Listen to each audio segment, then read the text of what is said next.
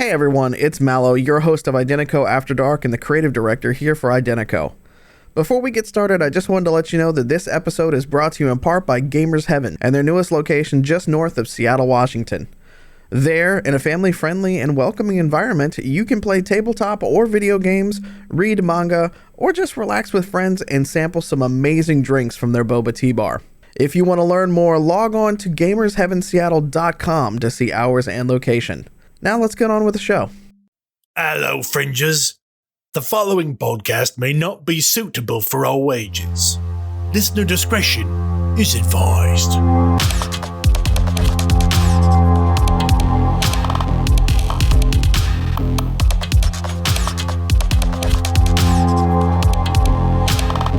For running, and those are I love those shoes when I run. They're so lightweight. Yeah. This stream not sponsored by Adidas.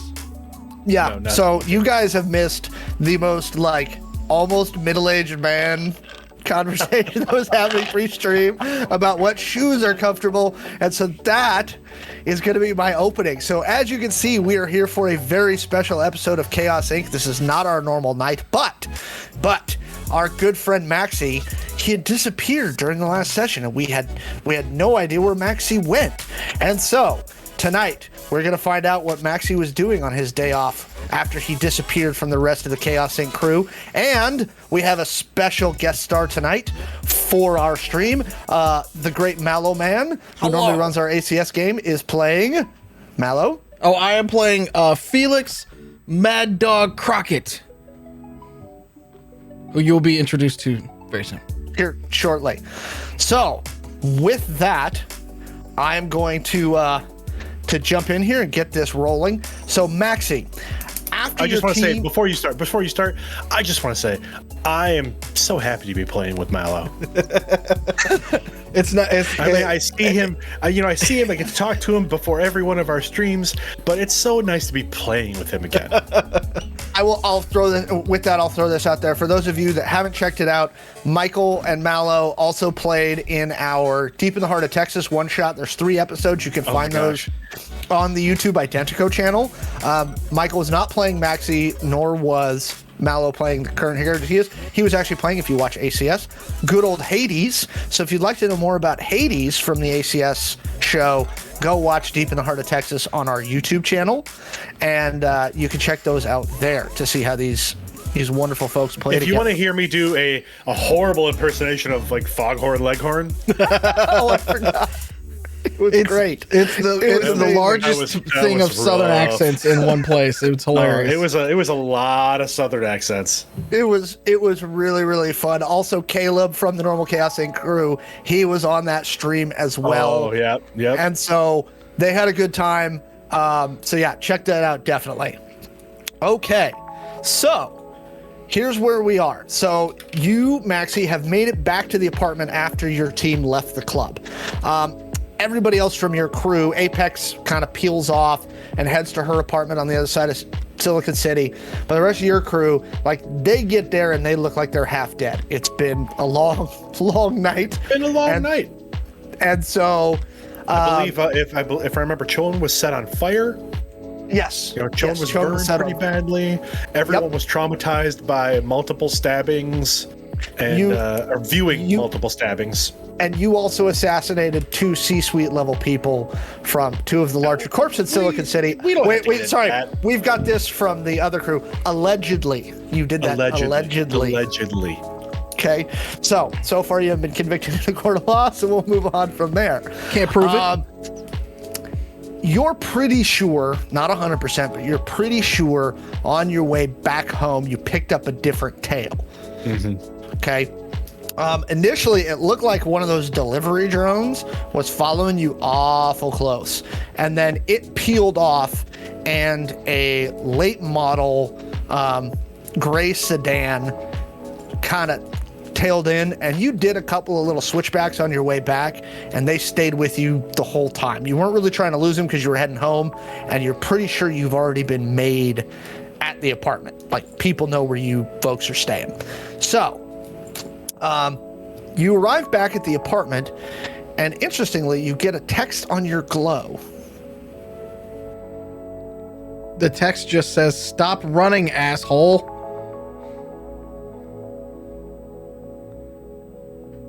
Maxi lets them out to, and as he gets that text, and he's checking it as he's going to park the car. Okay. He drops the crew off out front, and then goes to put the car in the garage and pick a level in the parking garage, and that's when he's checking his text. So, you, by long-handed practice, any of your close contacts has a digital signature, right? That you have exchanged with anybody you've worked with in the past, just so that if you get back in contact, they know it's legit. This digital signature is coming from a merc that you knew way back when.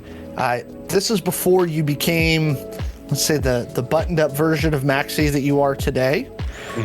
In your younger days, you and him did this thing down in Belize. It's not like that, though. Yeah. It's not like that. Before the fan art starts pouring in. Yeah. I wouldn't call it Maxi wouldn't call it so much a thing as a brief dalliance, perhaps. Okay. Outside of the norm for the type of work he was doing at the time. This is before he went to work for Omni. Okay. Oh, so it was definitely then the wild days. Yes. So anything goes. It was basically Maxi's Moulin Rouge. Yeah. Maxi's Moulin Rouge needs to be on a t-shirt tomorrow. We do need to get that on a t-shirt or a sticker. Yep. We can definitely put Maxi in a Moulin Rouge outfit. I have a couple in mind. Alex, is the parking garage that he's under, is it secured, or is it just secured? It's restricted to people within the building. Their apartment is actually in a really nice neighborhood on the west side of Silicon City, only about 2 blocks from the beach. Yeah. It's a 4-story building. It has a garage built in underneath it. And it looks like it goes down about 4 levels. There's obviously a maintenance door, right? To get in? Yep. What kind of, is electronic lock or? Yes. I would like to pick it. Give me a check. Pick it good. Oh, that's a 17. That's a good start. It's a pretty basic lock for this door. So you do manage to spoof it, and you hear the strike of the electric door switch click. So I'm gonna do that dramatic thing then when Maxi parks the car, since I can get into the parking garage, where when he gets out, I'm just kind of like half in the shadows kind of thing. Just being like, and I'll just like fake breathing hard. I'll just be like, I said, stop running, asshole.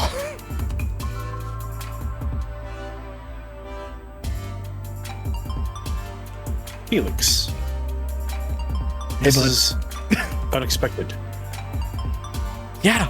Actually, for both of us, how long have you been in Silicon City? It's been what, about 2 weeks? Not even. It's been like Not, 4 yeah, days. It's been like 4 or 5 days. It hasn't been at least a week. No, you have been moving at the speed of light. Roughly 72 hours, give or take a day. Damn. I've been here at least a week. Were you expecting me? Nope. Just got lucky. Yes, lucky. What brings you here, Felix? Working a job. Following a lead. And your lead led you to me? No, your signature and the chaos that you've been causing led me to at least try to find you. I do not know what you are referring to. And then he gives you that look like Thor gives in the movies, like, is it? And he kind of walks out of the shadows a little bit more. It stops being like overly dramatic, but he's like, you know, dressed in full on like gear, but with a long trench coat over top of it. So it's all black, so he can kind of like disappear in the shadows as best he can and things like that. You see, you pick up as you step out of the shadows. You notice Maxi's right hand slowly kind of move away from his sidearm. You might not have seen it go there, but you see it move away. Felix would have expected it, but Yeah. as per the usual, you see the bow sticking out from behind, you know, his jacket and everything like that. So basically, you know, everything is where it would normally be. Would you say that in the time since Belize, Felix hasn't really changed very much? He's got a scar over his left eye from the other side of it, that has gotten, like, he's gotten a little bit grayer, and he's gotten a little bit more weathered in that, because he's much more tan than he usually has been. But as far as like his overall look, the way he dresses, like how is Felix dressed? Usually he would be in the long coat and with a like suit and tie, if you all had to be in that, like a darker suit and tie kind of piece. But when he's out on like patrol, it's medium armor. He's much more of a, you know, as to where you were more of a sniper and that sort of piece, he was more of a, you're giving him cover while he's getting in. Got it. I would say if Felix is looking at Maxi, the biggest difference you'll notice is that Maxi looks very well kept. His hair is trimmed close. If you got close enough, you could see like his fingernails are immaculate. His outfit is immaculate. It is night and day from the Maxi that you knew in Belize, who would have been wearing like some maybe less than appropriate clothing when not on the job. Correct. Very much baggier, more comfortable clothes, scruff, you know, a couple days worth of scruff or growth, shaggier blonde hair. Yeah. So Maxi's very different looking from what Felix would remember. Yeah. Felix has got full on like white hair tied back into a straight ponytail. With just the scruffs of like a beard kind of going. Again, very tan, like sun weathered almost a little bit in that sort of way. Very like, far different than the, you know, jorts and tank tops with inappropriate things written on them that we used to wear in our teens. Got it. It's too gentleman at this point. Yes. So again, what you happen to see my signature. You say, what brings you to me? What can I do for you, Felix? I got a job, and I could use my right-hand man again. I'm currently on a contract with Omni. I'm sure you're already aware. Oh, yeah, of course. I was there the day you decided to go legit, man. Like... But it's in and out. It's tonight, right? We can just get it done. Just tonight, this particular crew is in need of my assistance. They are not very good at protecting themselves. You the muscle for these guys? Just the whole group? Well, if you've done any kind of surveillance on us, you're aware of the group, I'm sure. Fair. So you've seen the group, you've read their dossiers, I'm sure. They are less than combat ready. Yeah, I mean, the one seems okay, but the Apex chick that comes from the underground, she's well known. She can hold her own-ish. I'm just saying, if they're going back and they're sleeping it off tonight, like, we got time for one. Just quick, in and out. Smash and grab. We can do this.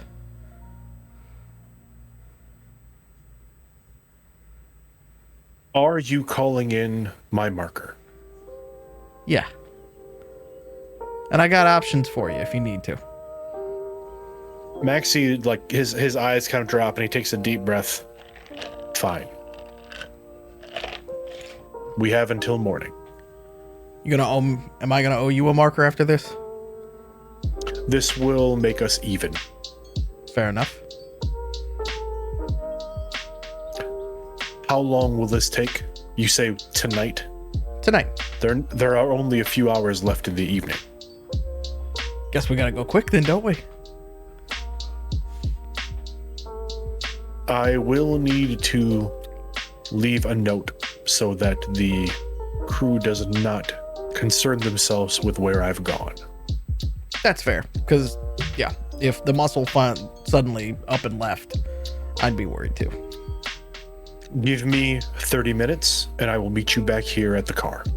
Fair enough. And he goes and just kind of leans back, against the car, takes out a cigarette and starts to smoke a little bit, just kind of casually looking and just waiting for Maxi to get back. As he's walking away, Maxi turns over his shoulder. Please do not lean on the car. Yep. Okay. And he leans up. And he nods. Maxi nods and heads back toward the elevator entrance. Yeah. So you jump on the elevator and head up. By the time you reach the apartment, it is dead quiet. Maxi, they have all even Zed has already completed his abbreviated facial cleansing for the evening and is already asleep. There's a smell of eucalyptus and sandalwood in the air. Tea tree oils. Tea tree. Got it. Tea tree oils. Yeah. Maxi will go into his room as quietly as possible. He will change his clothes. He will strip down his pistol and give it a very brief cleaning. So that process takes roughly 8 minutes, give or take. He's a little more thorough than he needs to be. He will then reload the pistol. He changes into some more tactical gear. Like boots, BDU style pants. A bit tighter fitting tactical jacket. Okay.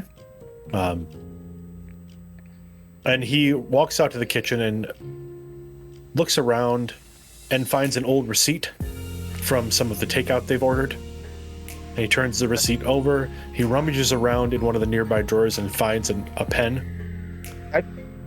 And actually writes a note to the group. Okay. And for those that want to know what the note says, you can watch the episode of Chaos Inc. Oh, yeah.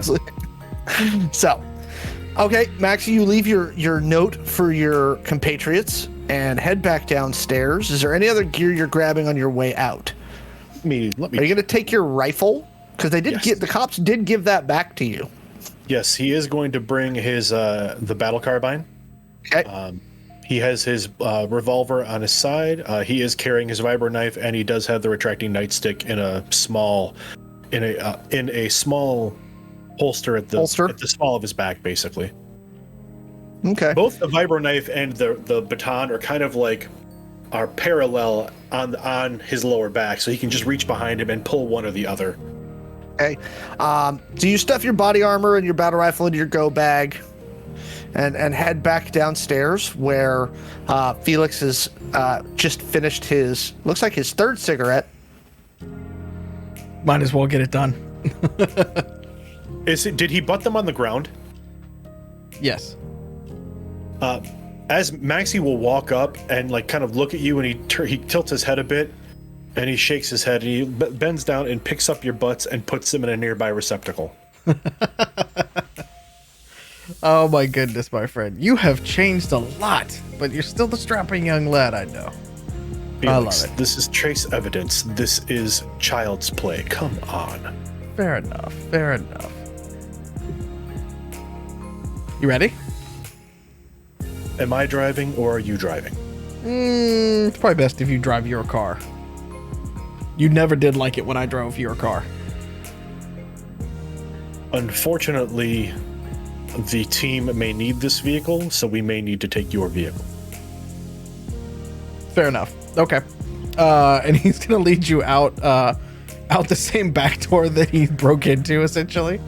And then basically around the corner to an alley where there's like a really kind of beater car that's just kind of sitting there, late model. And it unlocks as you get up to it.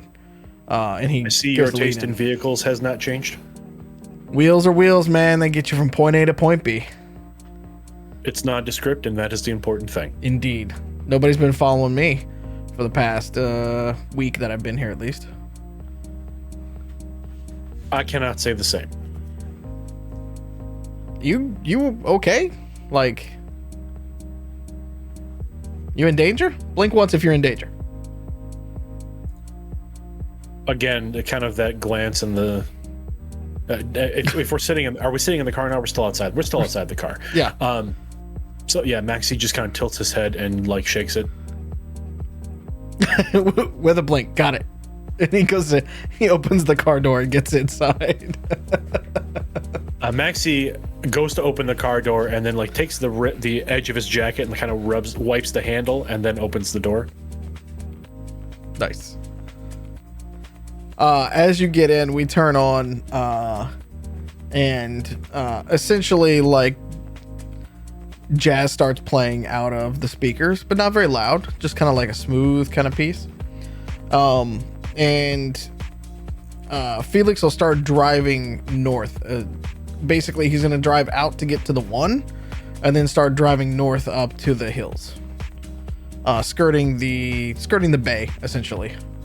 Are you going to go across the Golden Gate, or are you going to go all the way around?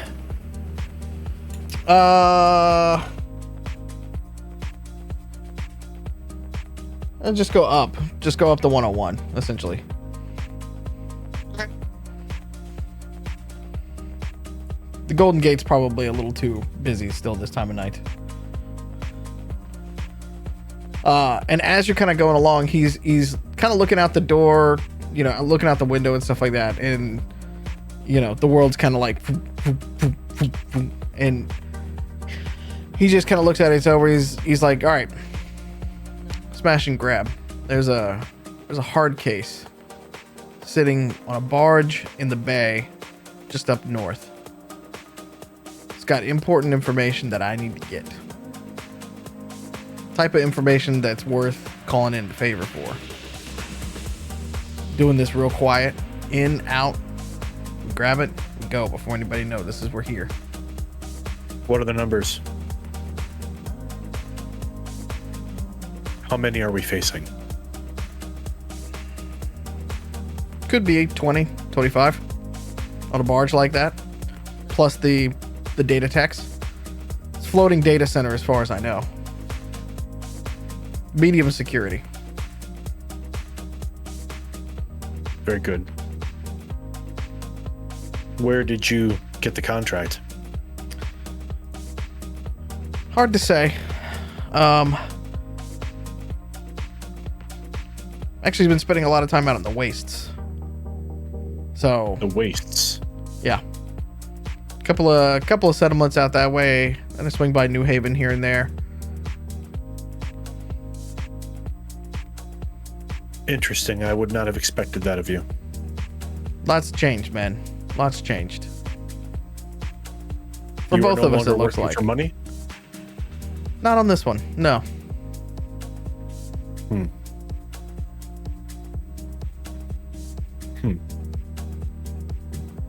Good to know.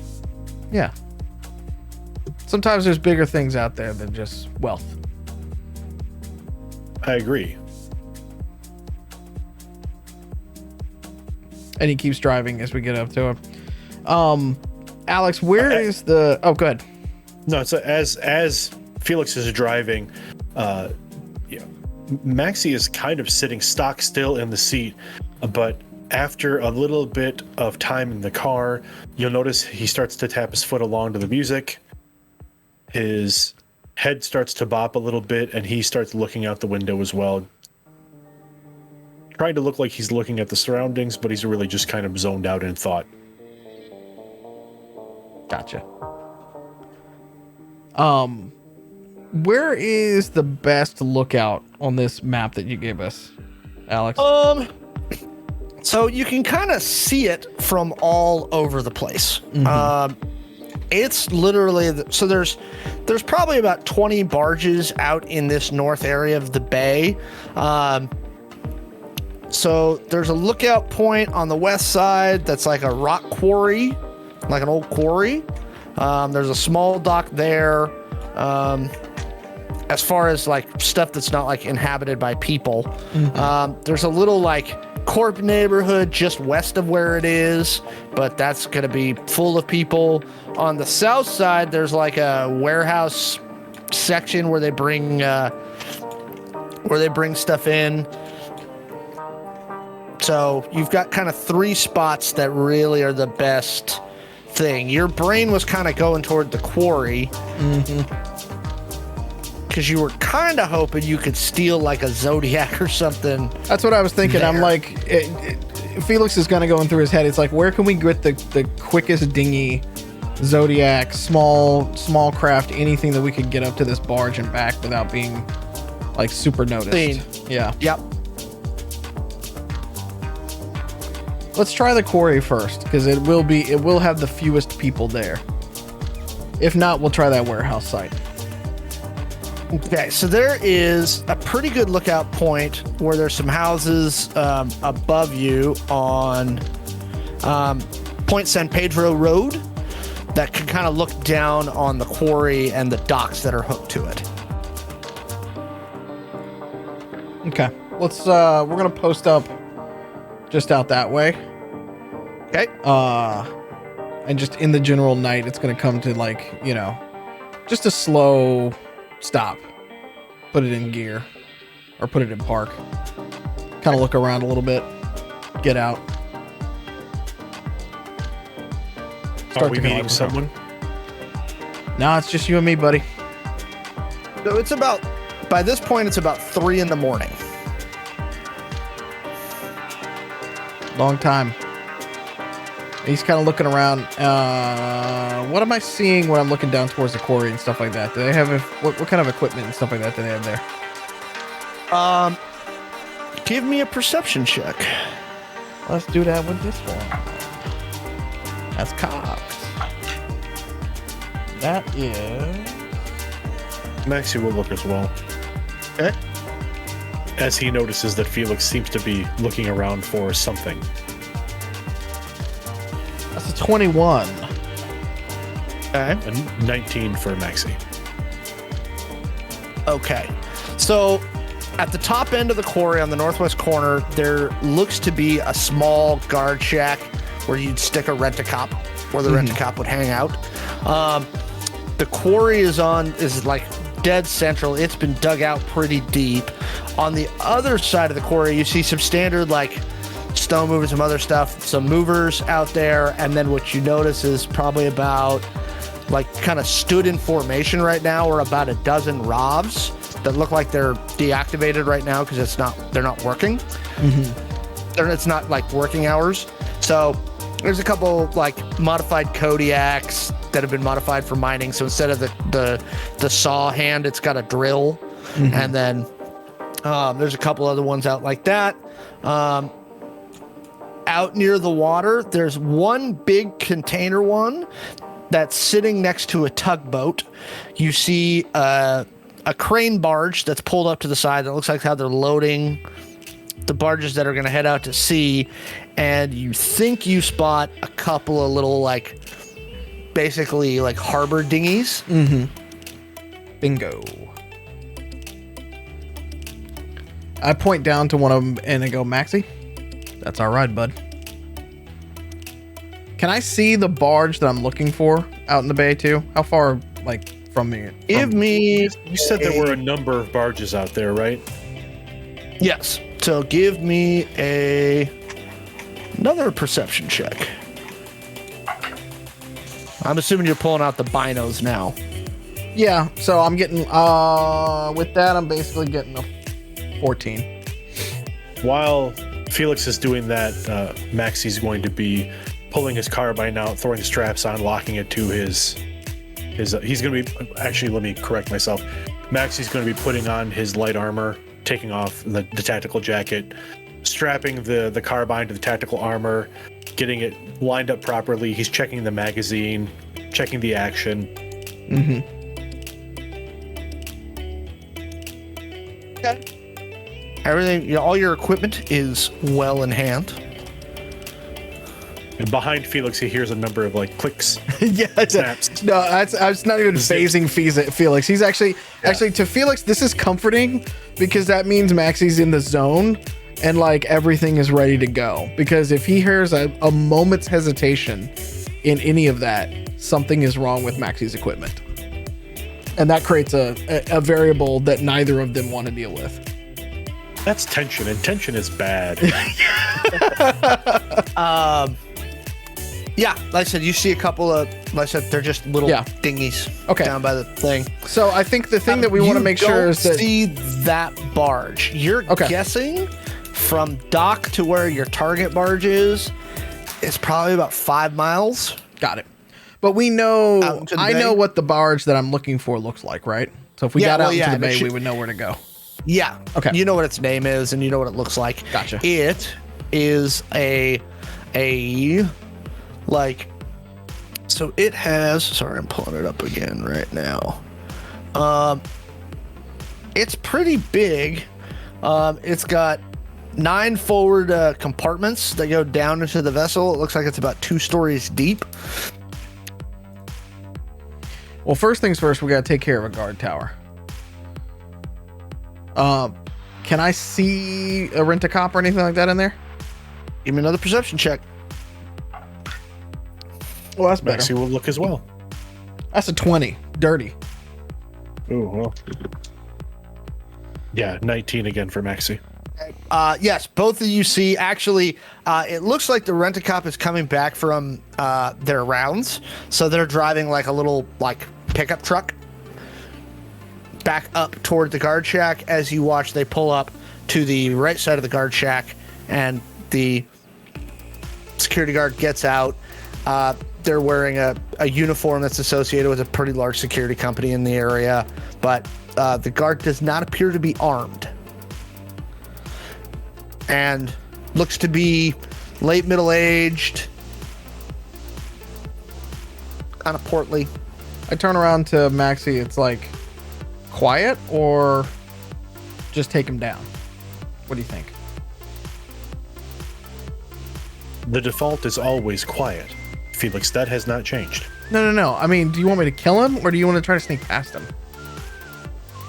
And he starts to take his bow off his back. And as he does, he just kind of like flicks it out and it increases or extends. Felix, if we leave the guard alive, will it compromise the mission? Nope. Not that I'm aware of. Unless we get caught. Then we leave him alive. All right. Here he goes to put it back behind the thing. All right. He goes to start getting down. That now I'll give you this for Felix. That is a little bit that's off character for Maxi. Just straight up. The Maxi that you know would have considered him. Just take him out. It would have been anyone working for anybody working for or aiding the enemy is a target. Yeah. The way that Felix is playing this right now is when he first met Maxi in this version of it. I believe he was still wearing a full suit because he was the driver, if I remember correctly. For that too. So like you look completely different now. You know, even though I knew that you had gone to Omni at that point, you look completely different. So I'm just sort of feeling out where we can take this is from Felix goes. Maxi definitely has a much more corporate military look now. Yeah. Almost, if the gear could be Omni branded, it would likely be Omni branded because he's become that much of a corporate man. In the years since you've known him. Meanwhile, I look like an assassin from a Final Fantasy game. Hey, you look dope. That's just how Felix has been living his life right now. So at that, when you say we're gonna go quiet, Felix just kind of smirks and then starts to just kind of hop the barrier for the highway right there, and starts to kind of just like slowly make his way down into the quarry, so we can kind of like wrap around and, you know, use the rocks, use, you know, equipment, basically everything that we can try to stealth with. Well, and he gets low fortunately, and everything. With the way that they've dug this quarry out and kind of the dirt roads, it shouldn't be difficult. Okay. So give me 2 stealth checks each. Oh shit.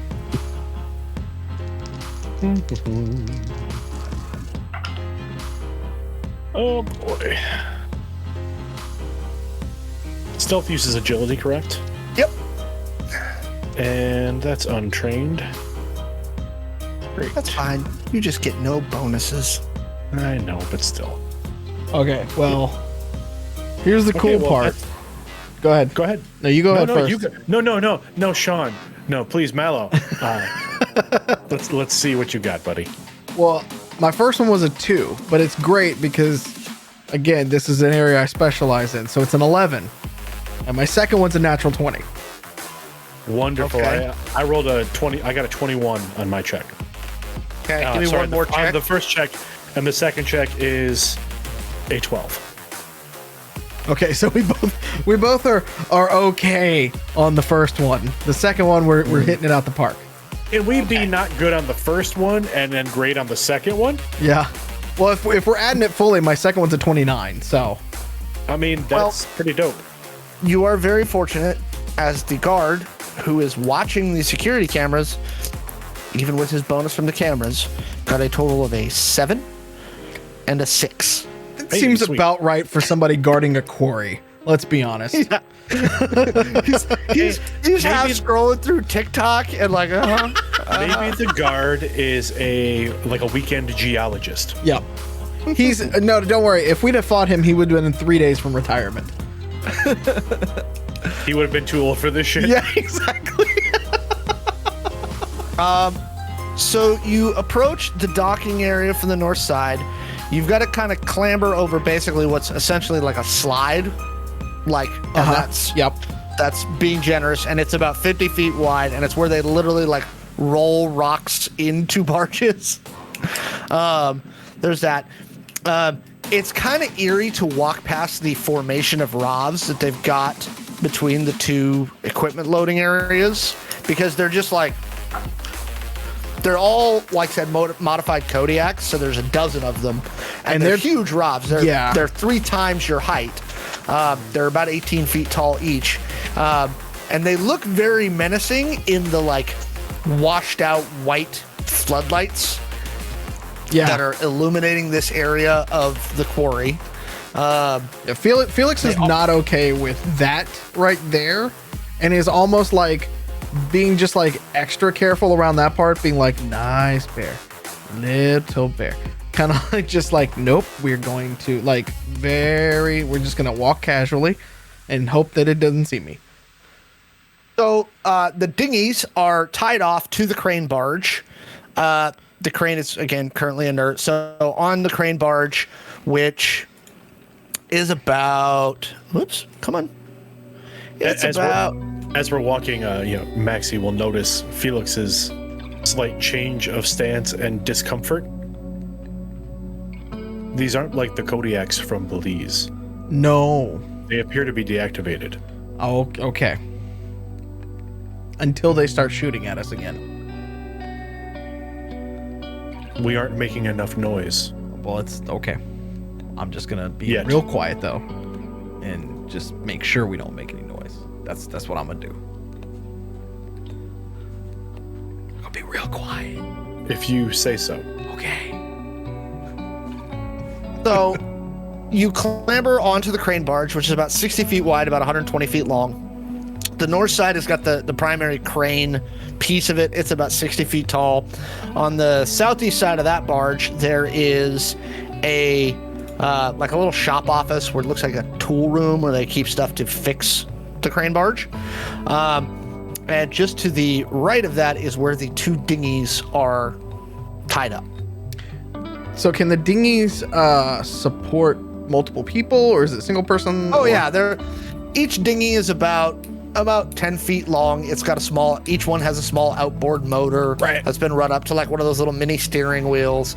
It looks like something they use to like go check on like the tugs and the other stuff when they need to look at stuff out on the water. Both of these are they're well-worn dinghies, correct? Yeah. I mean, they appear to be like bay-worthy, but like you wouldn't want to take it out into ocean. Open water would be questionable. Yeah. Do we want to each take one and hit it from both sides, or do we want to get on one and stay together? 2 dinghies doubles our chances of being spotted. Fairly true. Okay, one dinghy it is. And he starts to untie one of them, the lead one basically, but he holds it so Maxi can jump on first. Yep. Inside both dinghies, you see they've got little first aid kits. And they both have like 2 sets of life jackets, and they've got like 2 oars, like in case in case the outboard goes out. You do notice that the outboard does require a key. Fair enough. Well, I have electronics. So can I hotwire it? You can try. All right.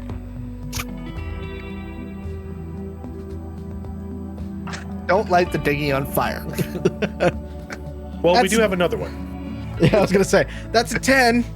That's what I got. And lighting the dinghy on fire would technically be us just causing a distraction. Right? You didn't light the outboard on fire, but you're pretty sure you broke it. Well, fuck me. Maxi looks at the other dinghy and then looks down at the oars.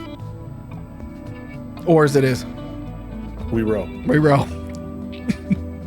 He starts very subtly humming like Viking chants as they row. And we start like very slowly. And you know what?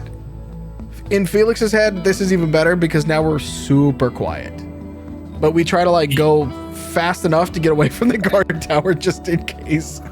I like to think that we both take an oar, and initially the boat is kind of listing left and right because we're not on rhythm. Yeah, we're not on rhythm yet. It's at some point, Maxi kind of leans over to you and like reaches his hand in front of you and grabs the other oar and kind of nudges you forward in the seats. Oh, okay. And then Maxi just takes over? Maxi just takes over and just starts pounding in rhythm. Okay. Getting the boat going. So I will then be George Washington crossing the Delaware at this point, trying to find the correct barge that we're looking for. Yeah. Okay. This is going to get tired. You wouldn't happen to be wearing a scarf that looks remotely like a flag, would you? I mean, is there a light wind crossing the lake right now? Yeah. It occurs to Maxi as you get a little ways out that you might want to switch off doing the 1-person row to keep it on sequence, because I mean that's going to be like a solid hour of rowing at the speed that this dinghy is capable of, and Maxi will be fatigued. And Maxi hasn't slept in about 20 hours. This is true. So Felix, you'll notice that roughly, we'll say maybe close to halfway the distance, the boat starts to flag a bit. So I would like to, when I notice that, I can turn back around and I can see Maxi just kind of dragging ass a little bit. He's being very stoic, but Maxi is, you can see he's like puffing for breath. He is. So I kind of give him away for a second and we're just going to drift. And in that second, when I turn back around, I'm going to make sure that we find the barge. I'm going to give another look to make sure we're going in the right direction so I can point it out to Maxi and we can switch off. So okay. you want just perception? Yeah. Yep. No, 19. Okay. You do spot it this time, right? And it is the name of the barge is the Crossbow. Oh, that's ironic. And so, A little too ironic. I really do. I really do think. there's your stuff for your Atlantis for the night. Yep. Chat. So Felix starts rowing, and Maxi's kind of watching the barge. Maxi, give me a perception check. 15. So you're approaching the barge from the rear. You can see on the barge, it does have like a conning tower toward the rear.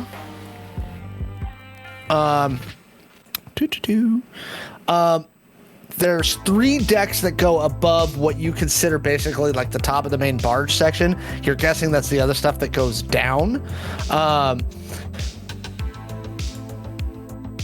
So you're kind of looking at it. The conning tower raises pretty high in the sky. It currently has the light on to make sure that, you know, drones and things don't run into it. But yeah, and then you notice at least one person, if not 2, on the bridge wings, which are the 2 like decks that come out from the side of what looks like the bridge at the top of the conning tower. Over his shoulder, Maxi will say quietly to Felix, "Do you have a schematic for the barge?" Do you have a glow on you? Yes. So Felix stops rowing for a second, takes out his glow, but then kind of like conceals the like glow of it, right? And then kind of does the flick, just a text message back over to yeah. Maxi pulls out his glow, and you see him like turn to you a little bit and show you his glow, which is clearly in night mode. It's not a super high quality one, but it gives you the general idea of the schematic that he has. It's not super high quality. Mm-hmm. And where is the package supposed to be located on the barge? My guess would be in the lower deck near the data center, because that's what it's tied to. Understood.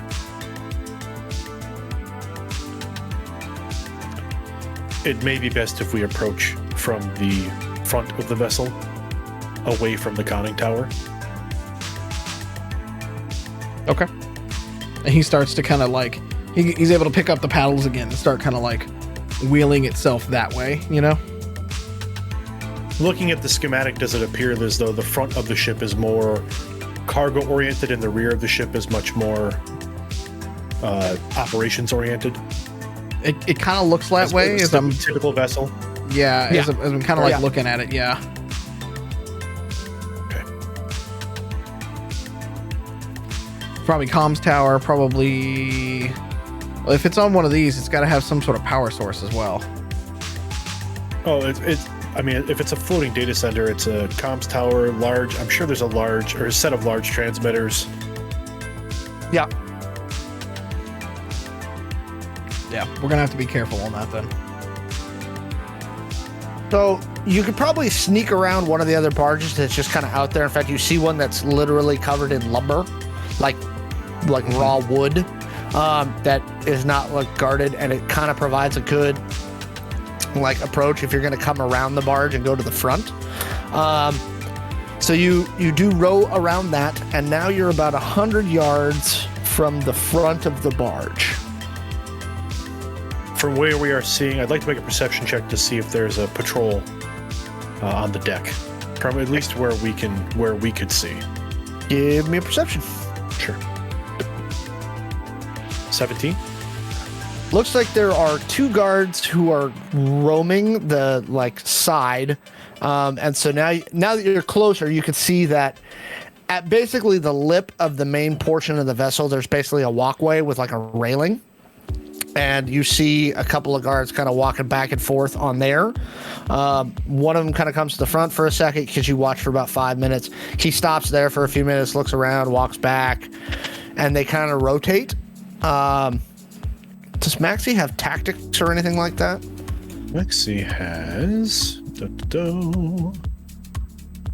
Maxi has urban warfare. Okay. He does not have marine warfare. Well, there's no marine warfare. In this case, a boat is a big building. Well, maybe there should be. Is that going to be in an add-on pack for Identico? I have tactics as well. A splat boat, perhaps? So give me some tactics rolls. Okay. I do have tactics as a base skill, so I can definitely do that. Yep. Oh, that's 21. I got 12. Maxi, you're pretty sure you've got it timed out after about 5 minutes. There's about a 2-minute window that you can get to. So if at the front of the barge and at the back, there are ladders that literally is for when people go overboard, that literally go up into the deck just below that walkway. So there's a ladder that leads up into the forecastle. Okay. And so you think... What is the forecastle for those that are unfamiliar with boat terminology? The forecastle is it's actually spelled forecastle, right? Of course. It is the forward part of the ship below the top deck that in old ships was used for crew quarters, and nowadays is usually where they just store equipment. Wonderful. Ballast. The more you know. It's the front of the ship. Not to be confused with the poop deck. Oh, we'll be visiting that later. So, yeah, you think you've got it timed out. The trick is going to be where you're going to hide the dinghy. Can they see? Because the lip of the ship goes like this, so they can't see under it. It's a barge, so it's more flat. But and the walkway, does the walkway project off the barge, or is it like the first? It's right over the rail. There's a walkway that runs. Yep. Okay. So the edge of the ship is literally just a flat edge around the ship. Yep. Or Yep. The sides or the walls of the ship. Got it. Yep. Even on the front? Hull. The front has a little bit of a kick out. If you look in the picture I put in the raconteurs folder. Yeah. It's got to have something, because otherwise it's gonna be the worst. It's got a little lip. Yeah. It's just gonna be. I mean, that's our best bet at hiding It's anything. almost a miniature version of the Yamato. Yeah. I mean, it's our best. Because I was gonna look around. If I'm looking around in here, is there like an anchor or rope or like anything to tie this thing, or is it just gonna float off once we get off? No, there is actually an anchor coming off the front. So this vessel has both a fore and a rear anchor. Okay, so I say we try to get up under that lip as close as we can, and then get on the ladders as best we can from there. Agreed. So we're just gonna kind of like try to parallel park this thing as best we can. All right. So who's actually steering the boat? So I believe Felix is steering with the oars, and I'd like to have Maxi provide an assist with his tactical jacket. He's going to actually use the jacket as kind of a layer over the side of the dinghy to keep it from banging against the boat. Okay. So in which case, I'm not gonna give you a penalty, but Felix, I want you to give me a stealth roll at disadvantage.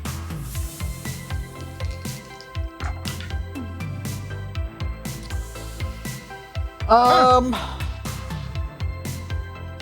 a disadvantage is a 13.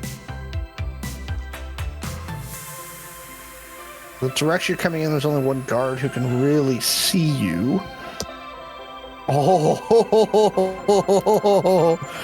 goes to the runner, right? Tie goes to the runner. Not this game. Tie goes to the attacker. Yeah. So he rolled a 12 though. So you think you made it cleanly under. So now you've got the cable, because I'm not changing the cable. That's about that big around. Yeah. Right. Of woven steel. And so you tie the dinghy to that cable as tight as you can. Okay. And the ladder is about 8 feet away from you. Time to go swimming for just a second. Unless you want to go up the cable that goes to the top of the thing. You want to try to scale the cable? Does the cable actually go to the deck? The cable goes into the boat, correct? The cable does go into the boat, but there is a big ass hole. I mean, you could fit into the hole that the cable's going into. Delicious. Well, that begs the question, does Maxi always go in the hole?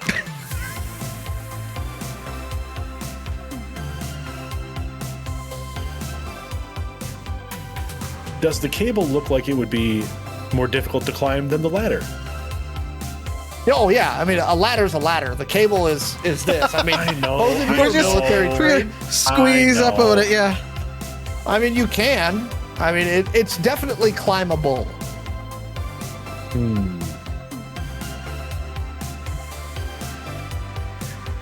Wet and dripping, or a little more difficult climb. And already in the hole. Getting in and Yeah. getting directly into the hull. Yeah. Maxi's gonna go for the cable. Yeah, you're at the front of the boat, so you would actually be leading us at this point. Okay. Give me a climbing check, which is athletics under that Great. core skill, Great. which is a strength based. Yeah. Not my best. Maxi's strong, right? But we'll see. I mean, he's average. A little better than Okay. average. Okay. That's a dirty 20. I'll take it. All right. So Maxi, I should use pretty my DMing confidently, dice a lot more often when I play this game. you've got one leg kind of hanging off as a balance, and then you've kind of put your ankle on top of the cable of your right leg, and you're just kind of shimmying up the cable. Reminds Maxi of gym class. Okay. Felix, same roll.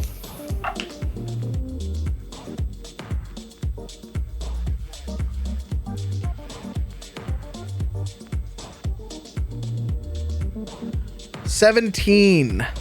Okay. By the way, you were shooting for an SR of 15 on that roll, or I would have made you roll to catch yourself before you went sploosh. So, but good job. About 10 seconds after Maxi, Felix kind of tumbles into the room. So in here, this is the anchor winch room.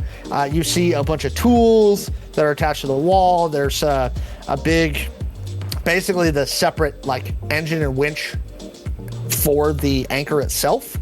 There's some access points, and you see a door. A door. Well, Maxi will approach the door and listen. Well, it's a steel door, so he doesn't hear much. No slit in the door or anything like that? Is it like Nope, a the bulkhead bulkhead. door? Yeah, it's a bulkhead door. It's a watertight door okay, because okay, this is yep. exposed to the outside. You're right. Okay.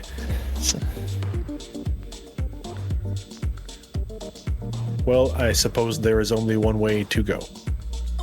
I feel like we should get on either side of the door so when it opens, they don't necessarily see us.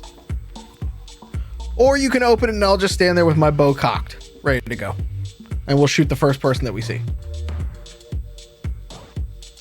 I believe we are trying to default to quiet. Correct? Gotcha. I just like to provide option value. I hear that's a thing in corporate worlds. Maxi size. Take position. I will open the door. Okay. I get opposite side of wherever Maxi is, outside of the door, so we can kind of see crosshairs. And So- does the bulkhead door open in or out? It opens in towards you. Okay. Because if the water's coming in, they want it to push against the door. Yep. Gotcha. As you can tell, I know a lot about boats. I spent some time on a boat, so I mean, I have two, but they were cruise ships, and you know. The only thing I Bulkhead is had to very know different in those. The only thing I really had to know was where's the bar, where's the casino, and where's the lifeboat. yeah, that's true. Okay, so All right, you so Maxi will try to open the bulkhead door.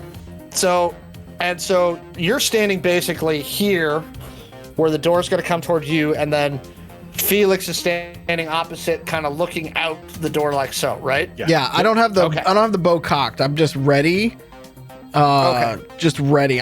We're all pie in the corner, basically. Felix, what does your bow look like? When it's fully is it extended, customized? Is it a fancy? Is it like Green Arrow or is it like Hawkeye? It's longbow like Hawkeye. So like when I flip it out, it turns into a longbow. Full extension kind of thing. Yeah.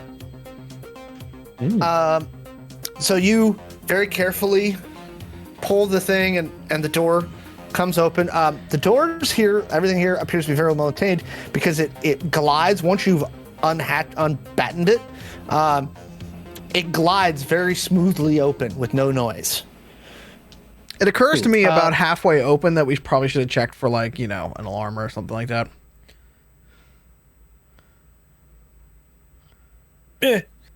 Okay. Okay. YOLO. The song that would be coming to my head right now is, well, it's too late, baby, now it's too late. Let's go full on yacht rock. We're on a boat. Let's do it. You are on what looks like that railing deck. So as you look out, you can see you're standing on the starboard side, more toward the front right side of the boat. And so you can see across where the cargo area is and like where it goes down. Across, you do see a guard. He is walking the opposite direction currently on the port side. The angle you're at, Shawn, where you're pieing, you can't see out the port to what's on the port railing yet. You can only see you can't see the starboard side railing. You can only see the port side railing. And then you see there's basically, you can make out something in the cargo area, which is open to the night sky, but you can't really tell what it is yet. I take a look over at Maxi for a Maxi's seen these before. It's a ultra mega Kodiak. No. He just kind of looks at him and is like, not fucking funny. It's a giant man bear pig. Oh no. Oh no. So Felix went out first, correct? I'm waiting. No, I'm waiting. Okay. I can't see anything on my side, so I'm looking to you to be like, are we clear on your side? Well, Maxi will make his perception check. 15. There is a guard heading your general direction, but he's currently looking off the side of the boat, so you don't think he's noticed you yet. Okay, he is coming this direction, however? Yep, on the starboard side. Knowing how quietly this door moves, Maxi will make a motion with his free hand in the direction that the guard's coming, and he counts the steps the guard is taking, and he throws up a number. Let's say like 15, like it's gonna be 15 seconds. Mm-hmm. Yep. And he slowly closes the door, not all the way, but just enough so that if you're walking past, you wouldn't think the door was open. Okay. And so the steel door is open enough, like it's almost shut, but there's still enough of a gap where you can actually hear the guard. You could probably hear the guard's footsteps on the deck. Got it. Yes. So as the guard approaches, you do hear footsteps coming towards you. Mm-hmm. What are you doing? Do we think that the guard has noticed that the door is open yet? Nope. Okay. Has he passed? Nope. He's not going to pass. This is probably about where he's probably going to stop and then head back the other way. Oh, okay. Well, you would guess. I would look to Maxi, and we're both sort of intently listening. With that 15 second, we're like, okay, going back. We're like listening to see if it's leaving us. So does the guard stop in proximity to the door? He's going to walk past it at the very least. Mm-hmm. I'm going to roll to see if he notices the door's open. Even a little. Okay. Yeah, he's going to pass the door in about 7 seconds. But he's a level up or right by it? Same level. Same Okay. level. Maxi will motion to Felix. He does one of these and does a pull motion. You're familiar with this. Yep. Meaning we're going to grab the guard and pull him into this room. Got it. And then Okay. Maxi with his free hand counts down the seconds with the steps, and at 7, when the guard would be like right in front, like, Right there? right in front of the door, Maxi will pull the door for Felix. Okay. Okay, Felix, give me a grapple check. And the guard is at disadvantage because he is surprised. He rolled a 4. He has a +2 to agility, so that gives him a 6. I also rolled a 4 on the D20, but because I have cybernetics and martial arts, that is not a 4. Okay. That is a Thank you. 13. Okay, so you grab him, yank him in, Yep. and he It's goes full "Blah!" on. It's full on choke. Like trying to cut him off, just trying to choke him out. Okay, so you pull him in and try to pull him into a sleeper hold. Yeah. Now give me one more grapple check because he's going to try and fight you off. Fair enough. I guess I would too. You got a 7. That is a 15, 19. Okay. It takes about 15 seconds of him struggling, but he just and he goes to sleep. Check him for keys and shit like that. Yep, he's got actually 2 sets. He's got one set of like where it's got 4 keys on one ring that are like actual mechanical keys, and then he has a key fob that looks like for a prox. Okay. Well, we're lifting both of those. Okay. Maxi's checking for identification. Is there anything on this guy that would signify who owns the barge or who he's working for? Do you have a third-party chip reader on your glow? Do I? Probably not. Yeah, my glow is not. I am not shown. It's not Chone's glow. I was gonna say, does a cat C glow have one or no? Or is that an optional It's extra I did not pay for? I've got a cat E. Yeah. I have a C cat- from way back. A but that's C about would it. have one. Well, fuck it. I'll try it on the C. What do I need to roll? I have. Yeah, Maxi It's a has the software check. equivalent. Maxi has the equivalent of a glow flip phone. Well, I got nothing in software, but I rolled a 13, just based on the 1d20 on the die. So you can't get into anything beyond like baseline stuff that like Okay. you would see if you were like a paramedic. His name is Dustin Nix. He is employed by Upgrade Yourself Industries, and he's allergic to tree nuts. Oh, glad I didn't have any of those on me. Does Felix pass that information on to? Oh, I like glow and then show it to Maxi without a word, so we can just like this is what we're working with. Do the glows have like an NFC? Yeah. Yep. Okay. Yeah. So Maxi will grab his, like, seeing the information and seeing that this gentleman works for Upgrade Yourself, he will take his glow and like quickly grab the information and flip his glow shut again. Cool. All right.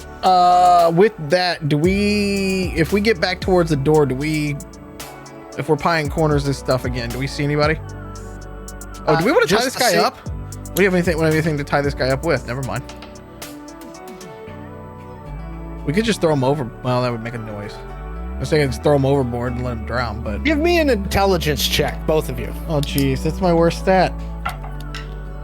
Actually, Yeah, I got a 5. that's not bad for. Okay, that's a 17. No, 18. Sorry. Maxi, you're in like a tool room and stuff, and this is a boat, so there's bound to be rope. Yeah, I didn't Yeah. catch that. No, that's okay. So Maxi looks around, and on one of the shelves, he sees a number of lengths of different types of cable and rope. We can certainly bind him with those. You got any duct tape? Now I'm looking around. There is actually, it's not duct tape, it's some weird looking tape. Close enough. It's military tape. And it's specifically, it's a tape for literally for like when you're taping down certain things, when you're, plugging holes. Oh, like and it's Flex super Seal. sticky. It's like super sticky.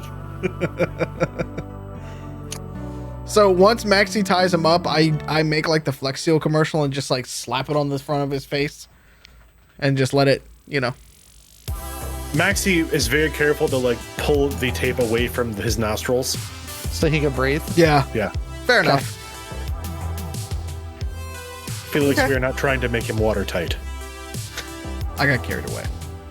I'm sorry. Okay, well, I'm gonna go back to like making sure we don't get caught. Yeah, no, for sure.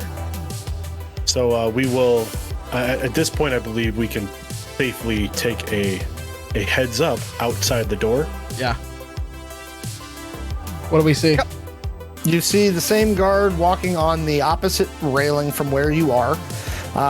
He's up on the port side. As you look further, there's one guard up on the bridge wing who's kind of just like walking around, looking around, whatever. Do you head out onto like the railing, like onto the walkway? Yeah, at this point we're gonna need to move. We're gonna have to Yeah, get how far below the main deck are we? You're above the main deck right now. So the main deck is where all the cargo and everything would be stored, and that's below. He's talking you. about how far from the top deck are we? Yeah, exactly. Oh, Thank you. yeah. How far from a top deck? We'll use below? boat Like, terms. How far below? How far from the top deck are we? Well, you're Apologies. across. Again, It's all good. built Yep. efficient. So if you're looking at the little diagram I did, you're at the front of the boat. The top deck is at the back of the boat, and it is 2 stories up.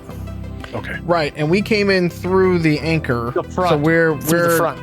at best. Through- Then we are probably like The anchor in the 4. yeah. So Yes. we are one level down from the top. Well, one level down from the mid deck, essentially. Yeah. If I'm reading the diagram correctly. Okay. Yep. You are on the same level as that railing that you This see is on the a- side of the boat. It's a real tiny picture of a boat. I don't have a great glow apparently. No, it's my glow is also, the screen is very, very small. So Yeah, you're at the okay. front of the boat. The main living quarters and everything else is at the rear. Yeah. So where is the way to get down from here? Give me a need to get- perception check. Okay.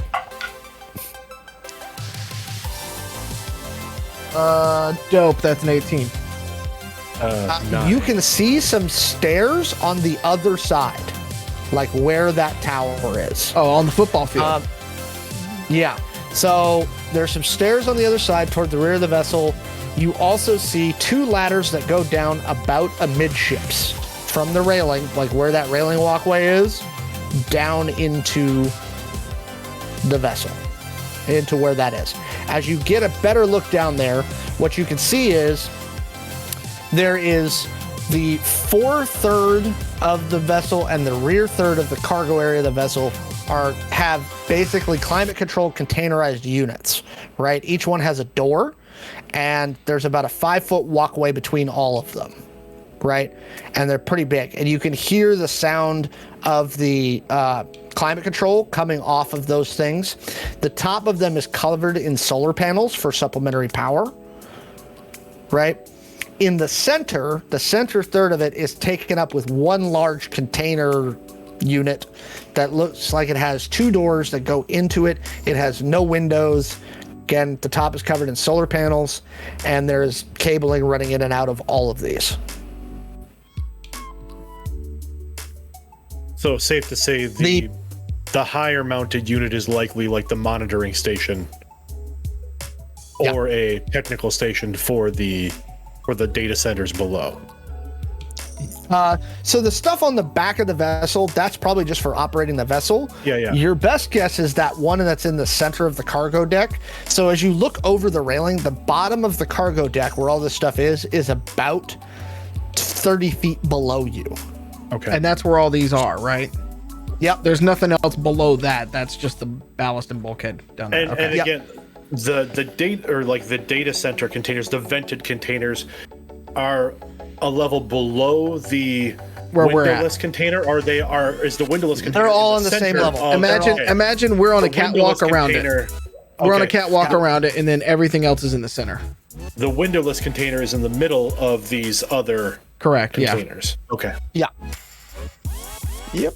Okay, well, that's gonna probably be the one we need to hit then, at least first. That's gonna be my guess, unless they're keeping it up in the comms tower, which then we just gotta fight our way through. But my guess is if it's data, my guess is they're not gonna trust a bunch of flunkies with weapons near whatever this is. Probably not. So I'm gonna do something real quick for you. So draw. So there is a ladder here, a ladder here. So I'm gonna mark blue marks where there's a ladder. I'm gonna make some shapes.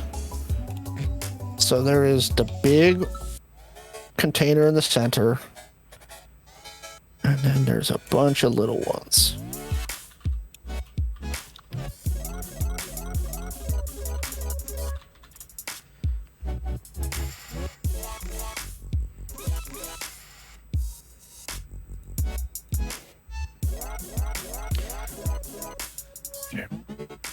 As I'm kind of looking around when you're working on this particular part, as I'm looking around, how many more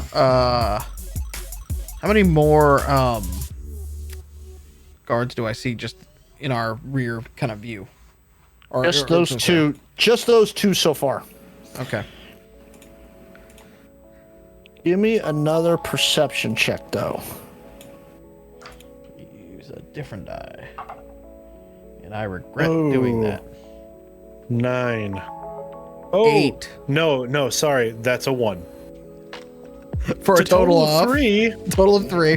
I got an 8. So neither of you see anything. Right. Standard. Damn Great. you, San Francisco fog. Pretty much.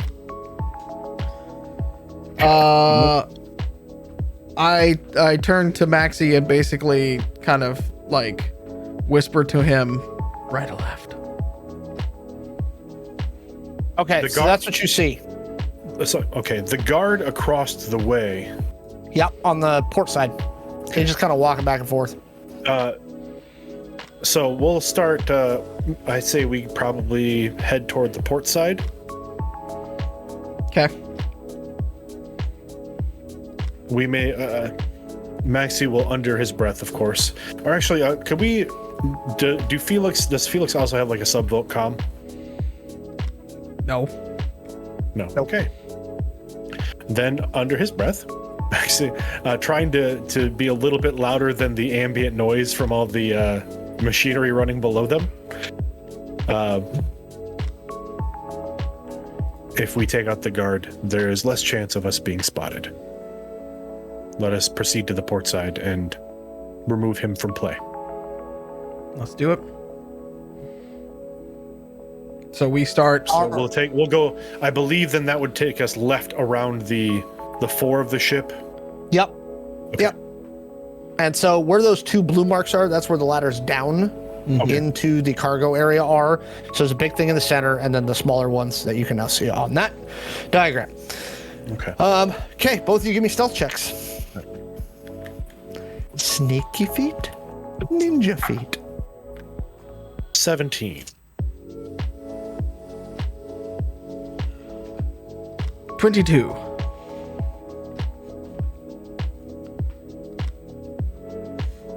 Wow, these guys are rolling like hot garbage. I'm okay with it. So you make your way around to the fore section of the port side. And what are you doing now? You see the guard. He's walking away from you right now. He's walking away from us. Yep. There is another door next to where you're standing. Next to where we're standing. So, Maxi will nod to the door, and second time's the charm. It worked once. Oh, you're gonna take him out, and I'm gonna get the door. Well, we slip in. Okay, wait fair till enough. He passes the door, pull him in. Okay. Is the door locked? Let's try it and find out. You pull the batten, and it swings open again pretty quietly. It looks like this vessel's pretty well maintained. Okay. You step into that room, and it is a firefighting station. So you see coiled up fire hoses that are hooked to pumps on the wall that look like it, and it literally says seawater pump. So it looks like it pulls water straight out of the bay to fight fires with. There's also axes and firefighting, like jumper gear and helmets and everything you would need to fight a shipboard fire. And shipboard fires are that'll kill you. Yep. They're bad. Yes. Second verse, same as the first. Indeed. Do you want to pull the door? You want me to pull the door?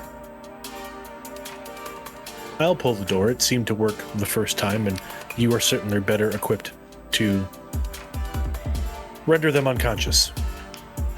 All right. Here we go. Can we roll grapple again? Yep. Okay. Ooh. I can't tell if that was a good. Oh, wait, he's ooh at or a bad disadvantage. ooh. He's at disadvantage, so I had to roll a second one. We'll see. So you hear him approach. Max, you pull the door open again. Felix reaches out to attempt to pull him in, and I rolled a 9. okay. So he counter grapples and tries to pull you out of the door. I kick him Roll square in the initiative. nuts. Wow. Okay. All right.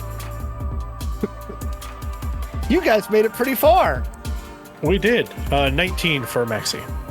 for your initiative. Yeah. Okay. 16. Okay. Time for 16 fight music. Felix. Time for the fight music. And our guard got a 17. Okay, Maxi. It's your go. So you see the guard standing in the portway, and so basically Felix reached out to grab. He basically spun around and is attempting to grab Felix by the shoulders to pull him out of the thing. So What are you doing? Maxi will then reach kind of over Felix and grab the back of the guard's shirt, and let's call it the hockey grab, right? I'm about to say, is it hockey style? Pull him up over him and Maxi's yank about him to into kind the of room. yank, trying to use Felix as leverage as well to kind of pull him into the room. Okay, give me an attack roll. All right. He will attempt to step back out of the way to not let you do that. I'm gonna use martial arts. Okay. 16. Not quite good enough. He steps back, like just out of your reach as you're trying to reach over Felix, and you can't quite get him. So, Felix, you're standing in front of. Just a second. I have a skill that might help here that I do need to look up. Bounty Hunter. I believe that gives me, or no, it's under arrest. I believe that gives me a benefit to unarmed. It does. or- It actually gives you a +2 bonus. So, what would that give you? That would give me an 18. That would be enough. Wonderful. Okay, so now you reach over Felix and like hockey jersey him over like the back of his coat. Like it kind of gets caught on his armor, but you're like basically yanking him in. So you've now got him inside of the room. Okay. He's going to attempt to basically bring the crown of his helmet that he's wearing up into your chin to knock you off balance. Wonderful. Give me a Not defense wonderful. roll. Wait. Defense. Let's see. Da-da-da. He got a 21.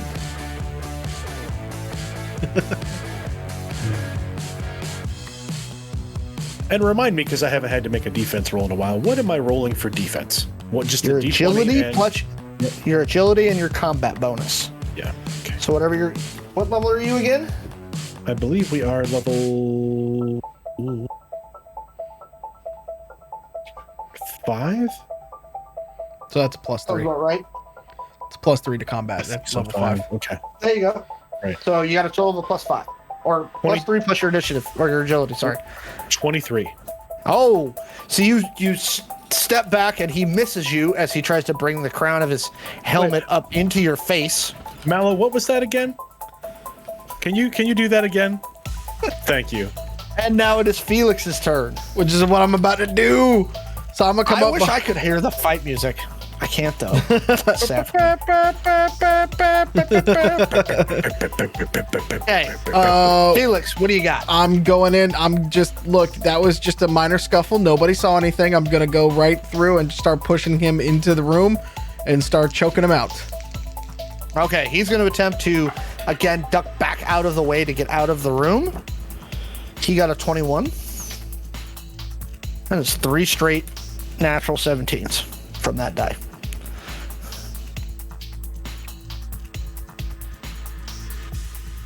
So I'm having to do math, which is tough. Out of curiosity, because I don't think I did this, maybe I didn't do this correctly. We have basically move actions and attacks, right? Yep. Okay, so in the course of Maxi's move, he would have pulled on him and tried to rotate himself in front of the door so that the guy's got something between him and getting out. Yeah. Oh, well, okay, so then I've got to do something different than that. Okay. No, I mean, he's still in a position where you can grab him and choke him. Maxi wouldn't have basically moved the two of you. Maxi would have pulled on that shirt and then just kind of put himself... Maneuvered him actually probably toward you.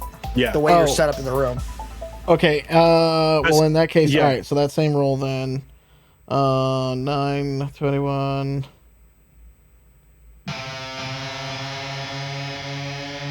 Martial art, I get a +4 to 19, 23.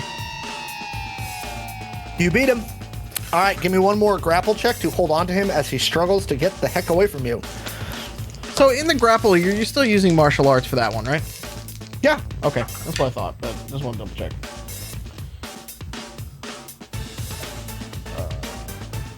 18. Okay, he does manage to break free. Maxi, it's your turn. All right. Maxi is going to pull out his... We're still trying to stay quiet. He's going to pull out the retractable nightstick and try to clobber him in the neck. He knows he knows his head is armored. He's going to try and catch him right in this area.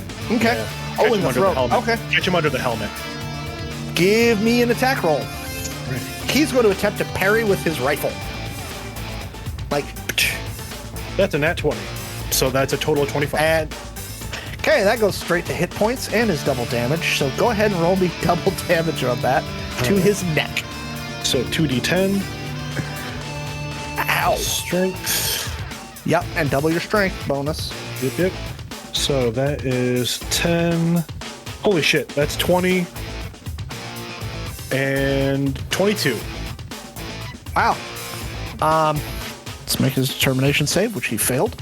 Yeah, you almost you fully so you see him, Felix, he breaks away from you and is going for this. Maxi's just snicked, and he hits him clean in the throat here, and when he ends, his baton is about here. There's a definite popping noise as the larynx goes bye-bye. Yep. Yeah, it's you the total HP is 25 to that area. You almost you're pretty sure he's gonna die here in a second. If he doesn't get medical attention. Which you're not gonna give him. Maxi's no. Not part of the plan. Okay. Wow, that was a very quiet takedown. Very nice. That only took about 4 seconds in game time. And scuffle, whack. I mean, not surprising from Maxi, given what he did to that poor sniper in the closet. That's true. Okay. Back to so now music. you've got a mostly dead guy laying in the firefighting room. We'll finish that.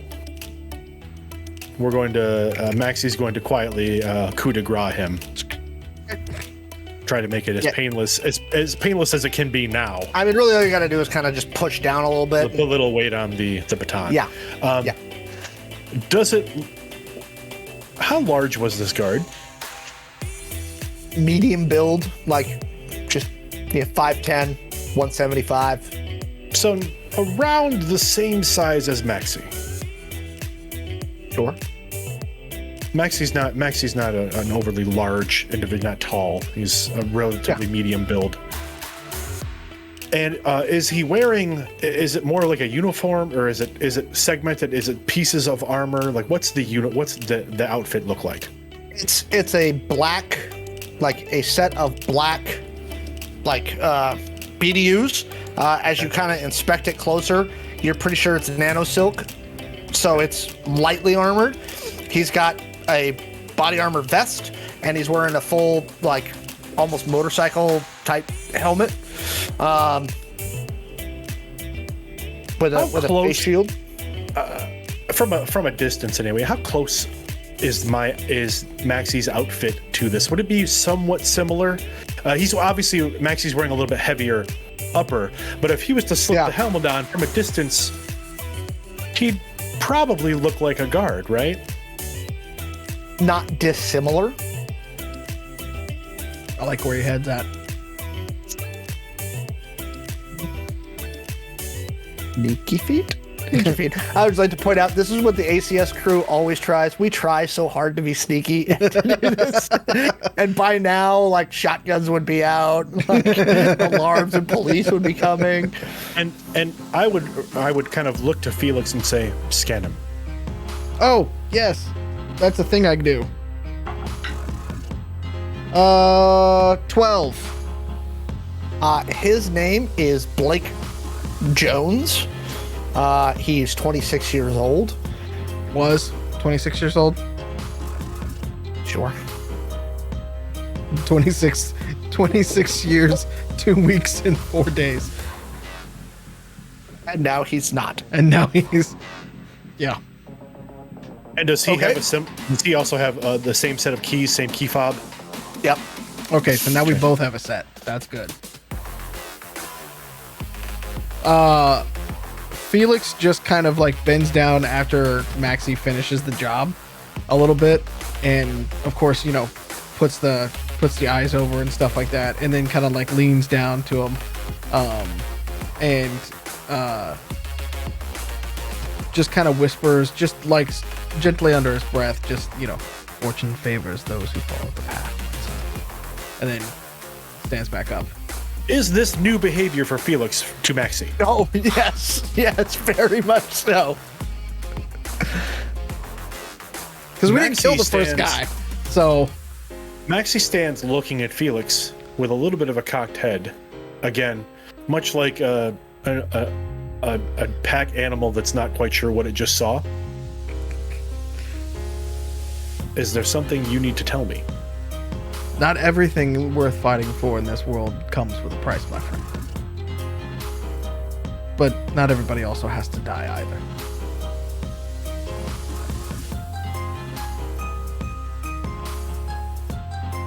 Certainly. I cannot argue that. And then Maxi will bend down to take off the helmet. So you've got his helmet. And does it look like that silk would fit over my tactical jacket? Or my light armor? Okay. No. Okay. So you throw the helmet on and you immediately notice there is like you can see now as you're looking inside the helmet, there's a comm system built in, right? And it's got a mild AR interface. So you see there's like a night vision sensor and a thermal sensor that the guard had not turned on. So it's, day vision, night vision, thermal vision. And it's not a top of the line, but it's it's like a low to mid grade augmented reality helmet. Mm-hmm.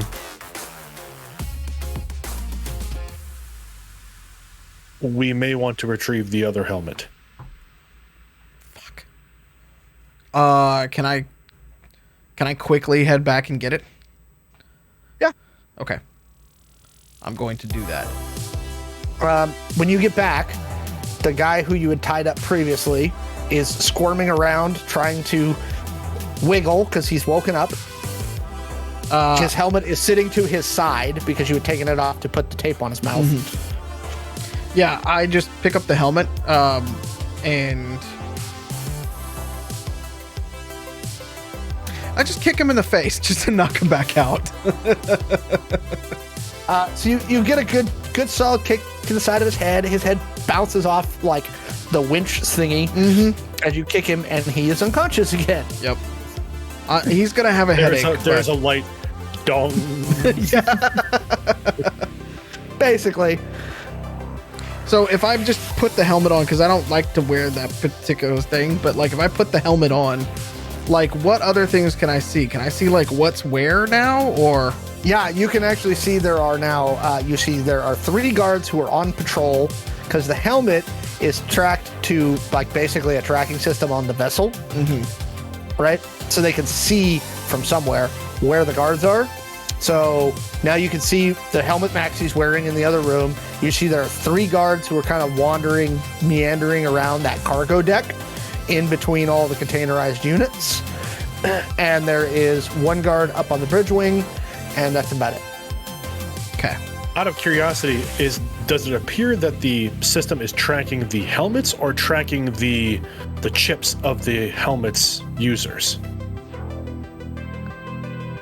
Give me an intelligence check. So I'll say this: as Felix is coming back to meet Maxi,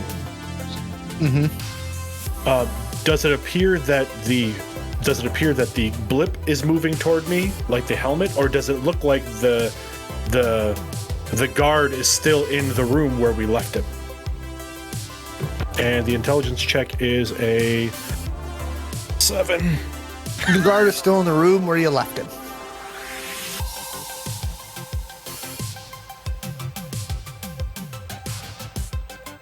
Shit. We don't have much time. Nope. I'm sitting here giggling like a schoolgirl because shit just got real. Well, at least we know where the rest of them are at.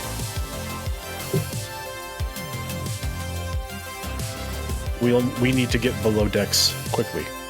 Well, isn't there, like, right outside of this, isn't there a ladder? Yeah.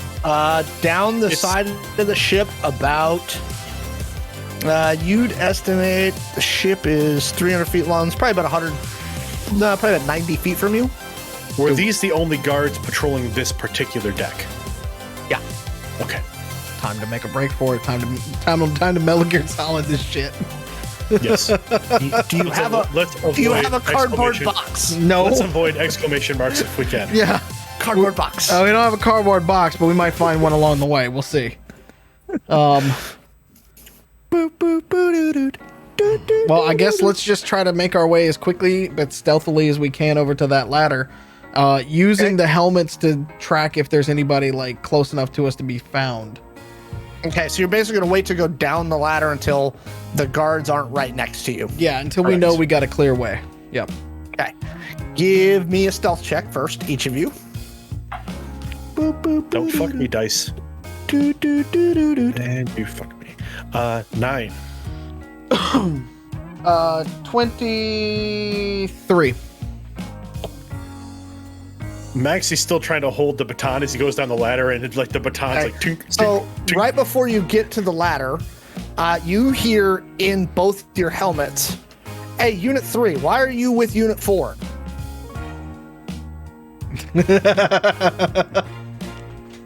And is Unit I hear back. I go back and just say, weapons malfunction. Working on with them. Give me a deceit check. Yeah. Woo! 18. All right, hurry it up. Yes, sir. And then I just kind of click off the comm to it. I was like, we gotta fucking move now. Okay, so you both slide down the ladder. So, okay, you are now standing next to the large containerized unit. There's 2 doors, it looks like there's 2 doors on each of the port and starboard side of this unit. So there's one 6 feet from you. Okay. Well, we've got keys, we've got cards, and things like that. Where are the other guards at? Are we gonna get made trying to get into this place? There's one on the 4 side. He's between. He's more like between the first and second rows of containers. There's one on the opposite side of the container as unit, almost where the opposite ladder is, and then there's another one toward the rear of the vessel, in between rows 2 and 3, on that side. And these containers are standard steel cargo containers, right? That have been modified. Kinda. Yeah, they're modified cargo containers. So that most of them. This one's like one giant. Like it doesn't look like a container. It's like a little mini building they built right in the, or just kind of plopped right in the center. It's what I imagine one of those Apple stores are like, but if it was black and ominous instead of light and ominous. Maxi's gonna shift to thermals. Yeah, except it's kind of a beigey color, which like okay, so it's Apple. It's light. Better. It's light and ominous. Got it. Mm-hmm. Like my omelets. So do you want to go to the door toward the 4 or the rear of the vessel? The closest door would probably be the door to the. Are we coming down right in the middle of this, or are we kind of on one side? So you can kind of see where the blue dot is on the thing. It's kind of off-centered. So there's one. The closer one is toward the rear of the vessel. Okay. The closest door. Okay. And again, you get there. Maxi has switched to thermals as we're walking around here. So I assume the containers nearby are glowing red, like kind of glowing like white, a nice white. Yep. Okay. Yep. White hot or black hot. You can alternate. Okay. Ooh, nice. We'll go black hot. Okay. So everything else gets really white except for the hot things, and then those are dark. Okay. So and as we turn that corner and we kind of face this doorway, does the thermal give me any reading through the door into the container? Okay. No. All right. Well, Felix is at a loss right here for just a moment because Maxi doesn't normally just go for it like that. So he's gonna bring up the rear. He's gonna switch to thermals as well, just to kind of track that last person.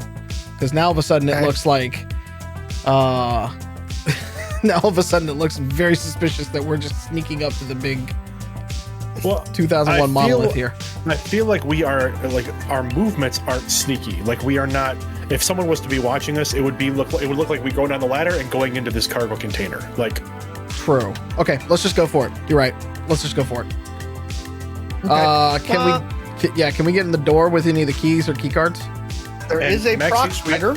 Maxi's gonna kick off the thermals, like he's turning them off and going back to like standard view. Okay. You try one of the key fobs on the prox reader. Yes, sir. It pops open. Why don't you guys give me a high or a low? I'll let you pick. Low. Okay. So the door clicks open, and the first thing you notice as the door clicks open is it is fucking cold. I mean, like freezing, like you're hit with a blast of what's got to be 15, 20 degree air as you step into it. As you close the door behind you, you see you're basically in one big open room. So the floor of the room is like that corrugated metal with like the little diamonds in it. Like you've seen diamond metal flooring. Yeah. Okay. The interior walls are all painted like a bright, stark white. There is a very like clinical blue light that goes to the entire room. On the fore and the rear side, and this is where I'm going to give the content warning for our stream today because this is about to get mildly graphic. You see on each side, there are 2 rows on each side of what basically look like stretchers, right? Like backboards with people on them. And they're kind of cocked at a, like this angle. Mm-hmm. So the heads are up here, feet down here. Each one of them has a screen above their head on the scaffolding, and they are hooked up to a variety of crap. Do either of you have medical? The screen above the screen mounted so it would be in front of their faces or behind them as in like a monitor? Like so Like that someone above could walk up and see like what their readings are. Yeah. I do have a point of medical.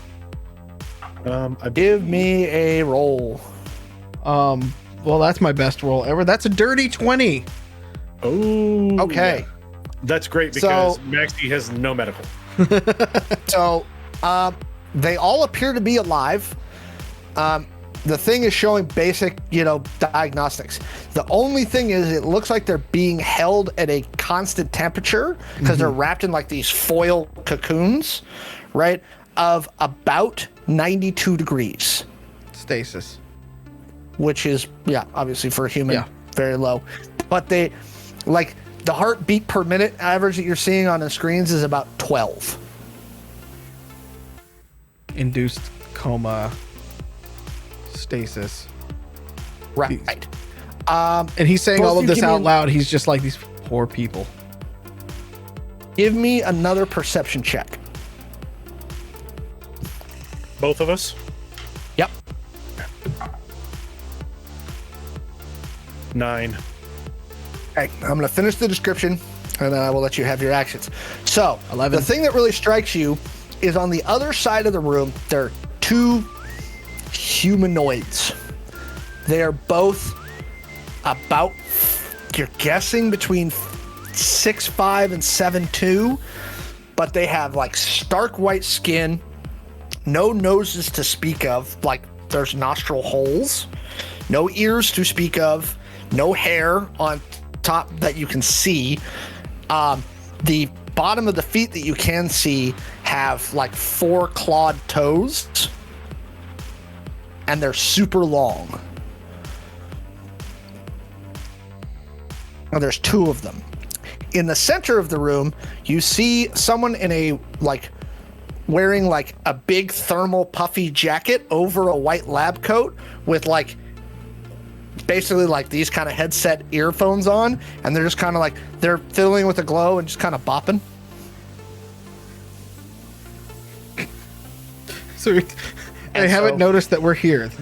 Okay. No, they haven't. So there's 4 rows with 4 creatures in each row, so a total of 16 things in stasis, and then 1 person in the center of the room sitting at a desk, like wearing a thermal jacket over thing.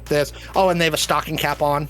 Yeah, I still have the thermals on this helmet. Do I see any other living creatures like moving? Nope. Or is that our only one?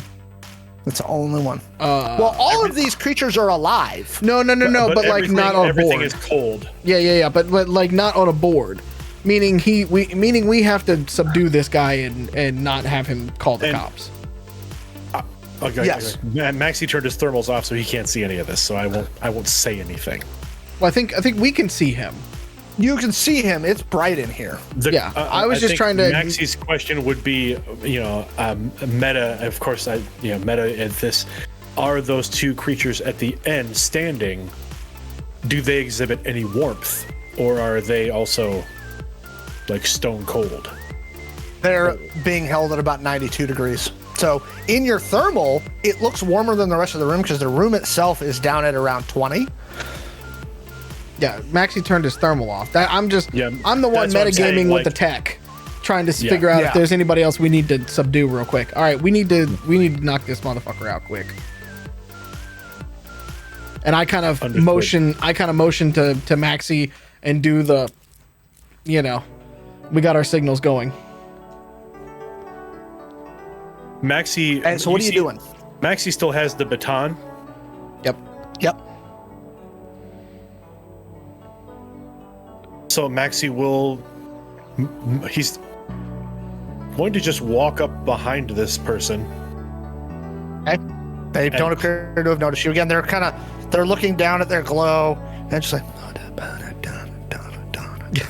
they're kind of, you can hear them now that they're lightly singing. Like, how you kind of mumble sing when you're listening to music? Mm-hmm. They're looking at their glow. Do they appear to be doing anything else at the desk, or are they just looking at their glow? They're looking at their glow. As Maxi approaches the desk, is there anything else? Is there a computer on the desk? There is like 2. No, there's 2 air-gapped systems on the desk, and there's like a big screen on the back of it, and then there is a single, like, yay big by yay big metal case. Okay. Sitting on the desk. Maxi will wait a moment as he stands back and as the guy bops down, as the head bops down, crack. Give me an attack roll. Yep. Come on, baby.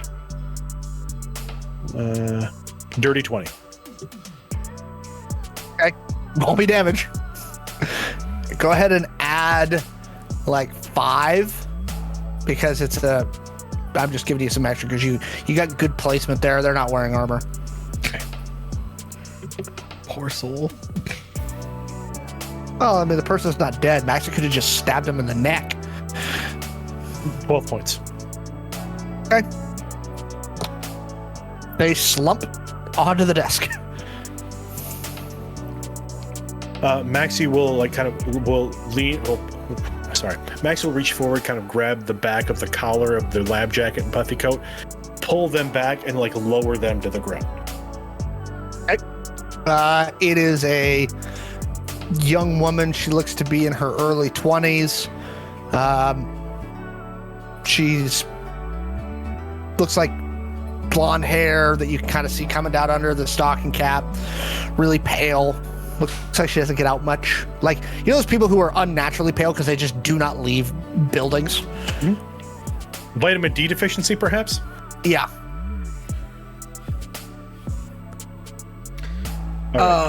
Felix is looking around for... Now that that's taken care of, Felix is studying all of these creatures briefly, but he's looking around for the hard cases that he came here for. A hard case is sitting on the desk. Oh, okay. If I crack it open real quick, can I see what's inside? Make sure everything's there? Yep. There are 16 vials and a glow set in foam. In foam, yep. And it looks like this case has a very small E121 like power pack that keeps it at the correct temperature. Okay. I close it back up very quickly, lock it back, and then start to kind of put it behind my coat and put it onto a tactical rig so I don't have to carry it the whole way, and it can just like jam there.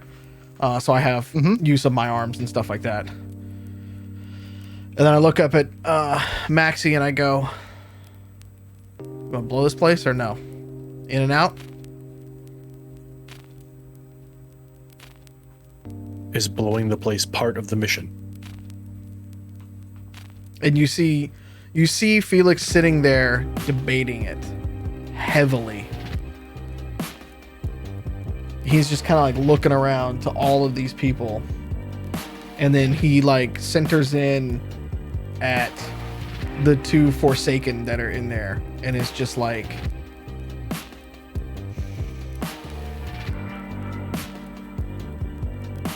it is your marker. It is your decision. And you just slowly see his hand come up like this and just go, meaning to wrap it up. Let's go.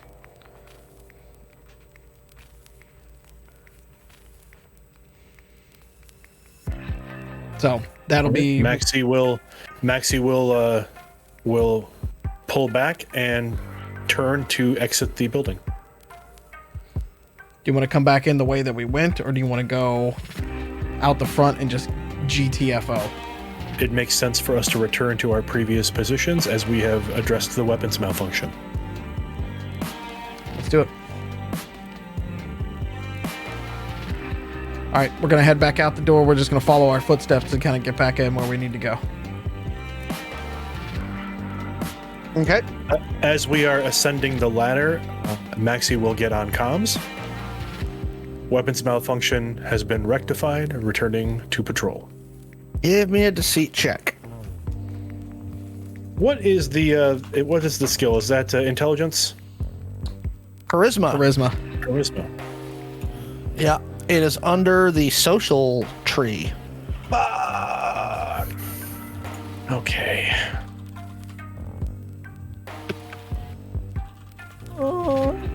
That's not bad. 16?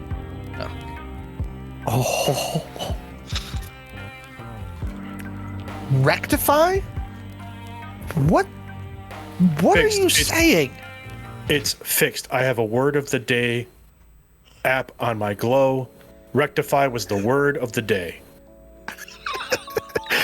Fucking word of the day app, man. What's that new girlfriend of yours got you like studying shit? She wants me to improve myself. What am I supposed to do? I don't know. Get her drunk and tell her to be quiet. We fixed it. We're going back on patrol. Lay off. All right, fair enough. Hurry up. Get back to your positions. Yes, sir. Nice. Felix kind of smiles. And Felix kind of smiles. He's like, that's the old Maxi. There it is. Let's go. Okay. We ascend the, so we need to drop one of the helmets off.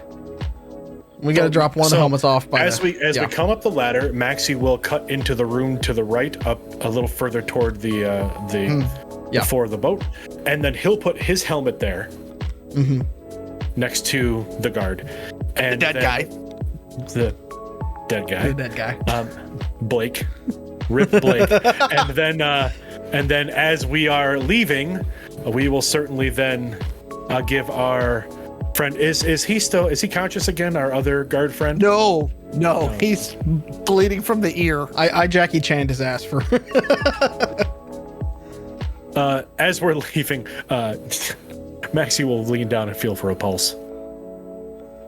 Yeah, I mean he's breathing. You do the standard check. Okay, I feel a breath. I hear a pulse. Yep. Okay. Standard first aid, military stuff. He's alive.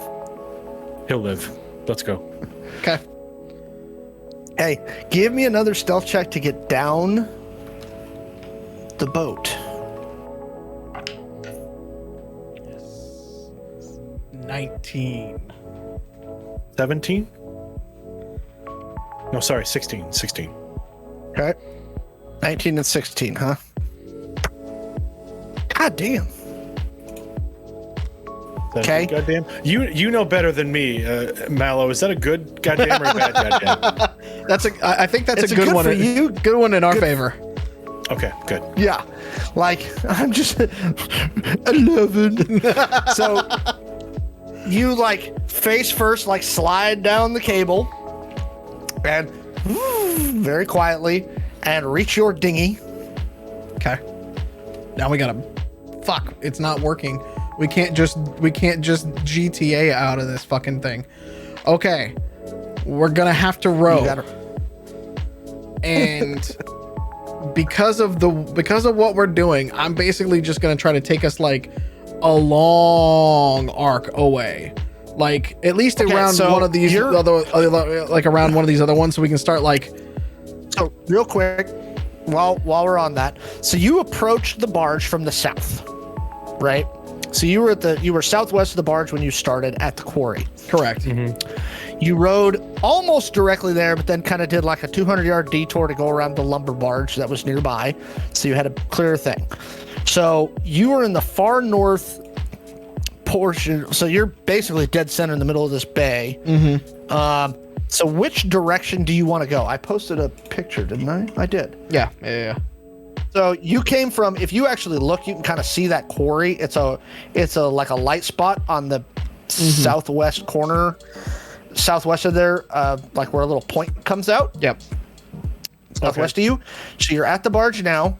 So which way would you like to go? What's southeast? Is that more Corp area? Is that piece there? Oh, that would be fucking Oakland. Oaktown? Welcome to Oakland, bitch. For anybody who's ever seen that bit, it's a great bit. I recommend it. I mean, it might be Dave Chappelle. It might be easier to just go and blend in somewhere, don't you think? Or should we try to retrace our steps? I can get a car. That's easy.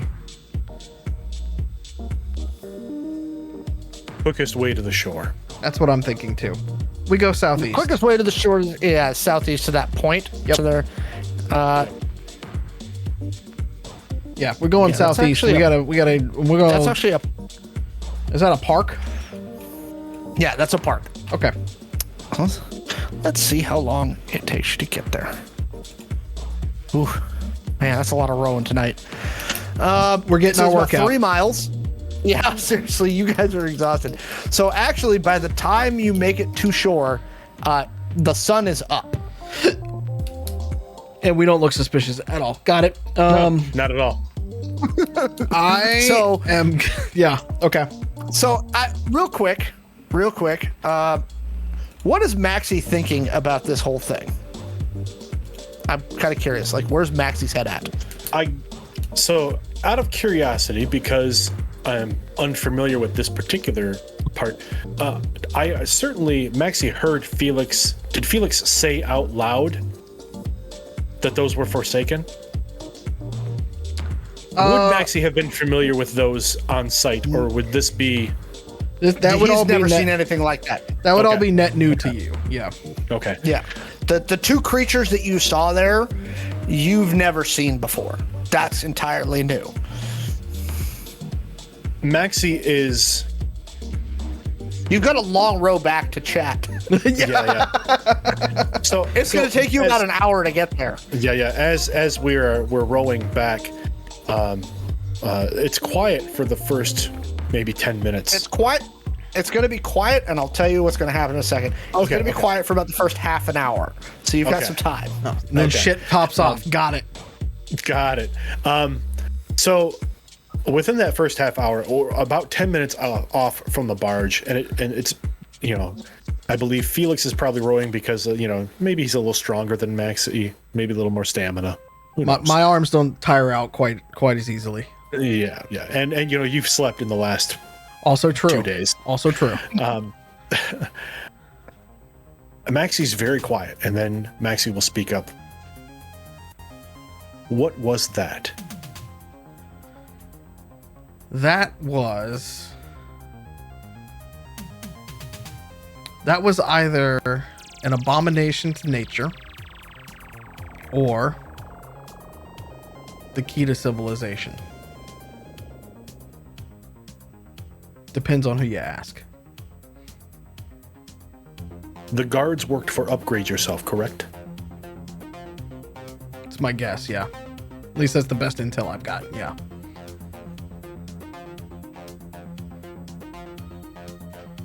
You ever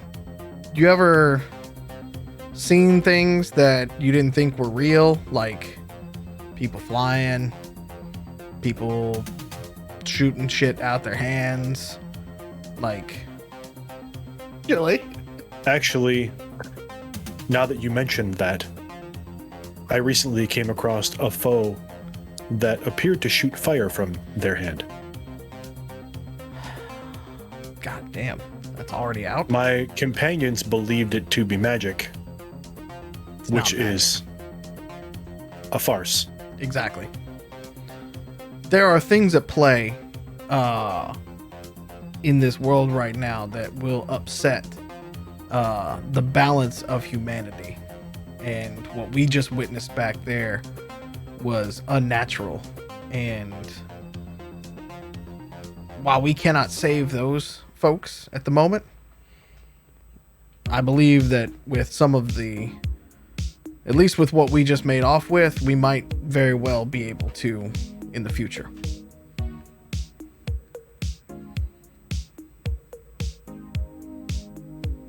What is in the case?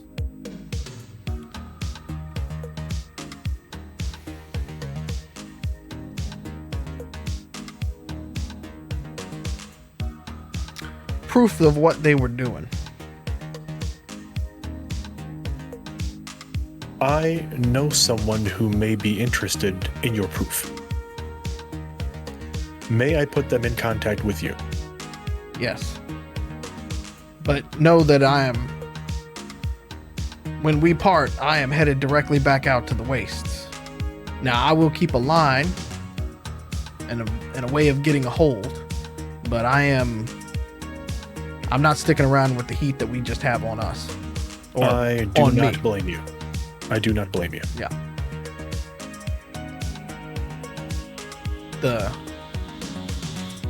he just kind of lets it sit for just a minute and all like that. And Felix and Maxi does the same. As the conversation like dies, there is just an understanding, a quiet between the two men. Felix eventually kind of like perks up, and he just kind of like offers up one last bit of information of the two that were there that were white and didn't look human most anymore. That's a creation unique to America. That's a story for another time, but there are things happening out in the waste, or that happened out in the waste, that should never be recreated. And while they look monstrous, it's far from the truth. And pity those unfortunate souls in there.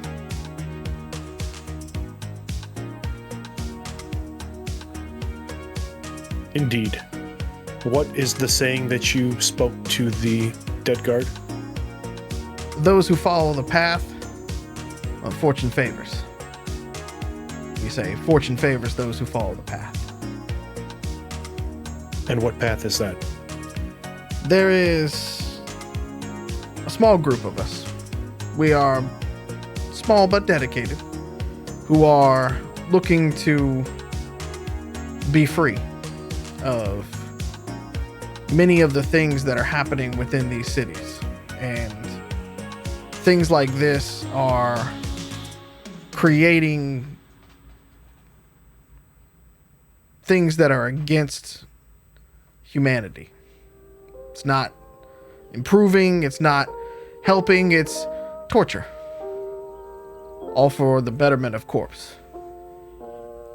Now, I'm not gonna put yours in the same, at least I don't believe they are, but not all corporations are nice, and the ones that are doing this to innocent people need to be brought to justice. Felix, I'm well aware of the corporation's history. I did not come into this position blind. I know.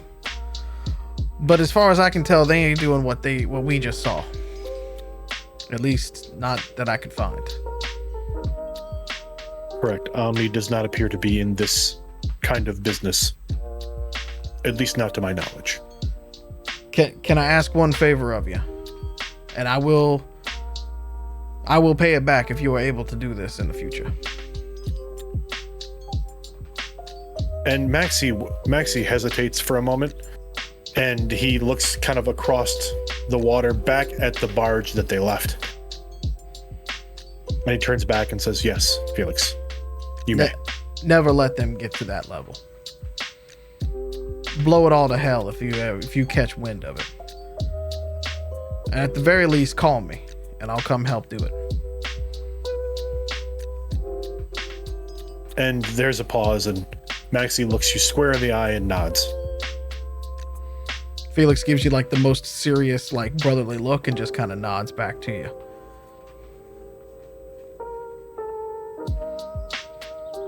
And we go, the conversation dies back down as we continue crossing the Delaware. So about 40 minutes into your row, you hear the loud sound of a helicopter flying fast from the south, like going south to north toward the barge. Shit just got real. So, a short time after that, you were about a mile from shore, and you see surveillance drones start a search grid pattern.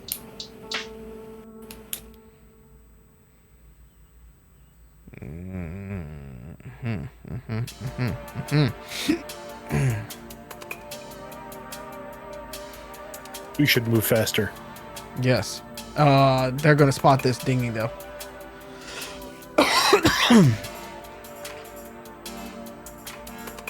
Maxi looks over at the water, and we are about a mile from shore. Yeah. Is the case watertight? Yes. I suggest we swim. Yep. And we're gonna just go for it. Okay. Let's start making some determination checks. Now, actually, before we do that, are you swimming full gear? Are you doing anything? Oh no. Okay. Maxi is going to shed. Maxi will shed the armor. Maxi. Actually, both of you, give me tactics checks. I got a 12. Yeah. 21. By the way, your GM is having flashbacks of drown proofing. Okay, so Maxi is shedding armor, rifle only. Well, Maxi has shed the rifle as well. So the armor and the rifle have gone overboard. So the safest way to do this is Maxi knows is to turn his pants into a flotation device to assist with the long swim to shore. Okay, so. However, Maxi is not pumping anything up. So you basically, like, you tie the ends of both pant legs, you soak them in the water, and then after you jump in, you kind of tie your boots around your neck, and then you like soak it and then bring it over your head really fast to catch air in the BDU pant, and then roll those under your arms to like help assist you stay above water. Okay. To conserve energy. So, well, there were two life preservers in the dinghy. There are, but they're bright yellow. So what if I wrap the life preserver in my BDUs? Oh, that could work. Yep. Let's do that. Okay. I feel like that's going to be more effective than just the air pocket. You wrap the life preserver in your BDUs, and you soak them up, get ready, and you both go into the water. And actually, that's where we're going to take a quick break. All right. Okay? Because I have to go to the restroom. my tiny human real quick. That's perfectly. But everybody, stick around. Yeah. Neon Robot, I haven't had a chance to say, hey, little brother, how you doing? Right? Little brother, like family little brother? That's actually my little brother. Hey. So, anyway, so good to see you. So everybody, stick around for a little bit. You're gonna see the ACS break screen because we normally don't do BIOS for Chaos Inc., but we've got, it's a very special episode. Okay. Okay. In classic 80s. See that Chaos style. Inc.? Maxi gets airtime. Daggone. All right, so everybody, if you're still here, stick around for a little bit. The shit just got deep, and we will see what happens as they make their way to shore. I fortunately just figured out what's right off that point, and it's going to be really funny. Okay. So, Great. So, can't wait. Shawn, take us to break, buddy. We'll be right back.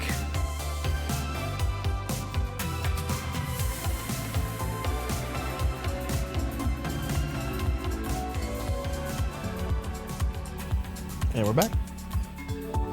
Hey, everybody, we're back. Thank you for sticking with us through our little bio ad such and such break. And I went to refill my water bottle, and we got a new water cooler today, and the spigot's in a different spot than the old water cooler, but I forgot. So it was less of a bio break and more of me cleaning water off the floor of the kitchen. So I'm gonna riff off a Stranger Things quote that I love, right? I'm not drinking water, and but it's a liquid, so I won't die. It'll be fun. Okay. Yeah. So we left off with Maxi and Felix diving into the North Bay. Mm-hmm. It's not cold at all, I'm sure. Nope. No, not at all. No, it's actually, it's not like you're gonna die of hypothermia cold, but it's bracing. How about that? It's uncomfortable. It's safe to assume that Maxi is the most awake now than he has been in the last few hours. Okay. So, point. are you Are you guys going to do like dives as drones come nearby, or what are you doing? How are you handling your swim to shore? I think it makes the most sense to try to submerge when they are approaching our proximity, only to try and lower our body temperature in case they are using thermal sensors, so that maybe we look more like. Yeah, it'll be hard to see you under about 2 feet of water. Yeah. Okay. So do me a favor. Make me 2 determination checks. 'Cause this is all about grit. 2 per That's why person? we put determination. Yep. Okay. That's why we put determination in the game, folks. It's all about gut check time.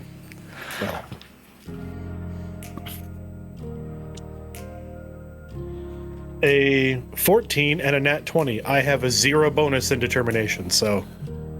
Me too. And I got a 11 and a 15. Okay. This is my favorite die. Okay. So as you kind of make your way, when you start getting closer to shore, Maxi, you get like, you're basically like your 5th wind at this point. Like your body is releasing adrenaline and various other like hormones to like push you through, because you are like beyond exhausted at this point. For sure. So you do make it to shore. You don't think the drones have spotted you. So you are soaked, and you swim up next to a long pier, long pier, and come up into what looks like a park. Okay. It is about 7:30 in the morning. How many bums are there? None. Oh. It's the nice It's too part early for even the bums. It's the nice part of Oakland. Got it. Yeah, I mean, this is all waterfront property. It's still it is the nice part of Oakland. Yeah, that's fair. Okay. Give me a. No, I'm gonna wait. So, in front of you, you see a forested area, like a lightly forested area. You can't really see through it, but there's some trails and some like paths leading up, and like a little. So there's a road, a small road, that leads off the pier up to the south. Well, we need to get you back to. Is this where we split? You get a car, I get a car, and we get out of here. I think that's our safest course of action. Okay. We're going to get to a somewhat safe space. And Okay, so you're walking down the road through the woods. As we get out of the water, Yeah. Maxi's very careful to, put his pants and boots back on. Oh, fair enough. Yes. I just put it under my trench coat, so I just kept going. Okay, so you walk through the small forested area up one of the trails, and give me a perception check. I was just about to say, before we come out the other side of this, can we stop and see what's going on? 13. 8! Okay, Maxi. If I say it with gusto, it's better, right? Yeah, I mean, it's definitely more convincing. Got it. Charisma will get you far, man. So there is a long, clear-cut area about a mile wide, and it takes you a minute to place what the buildings on the other side of the clearing are. But once you do, you realize that between you and the main road is a prison.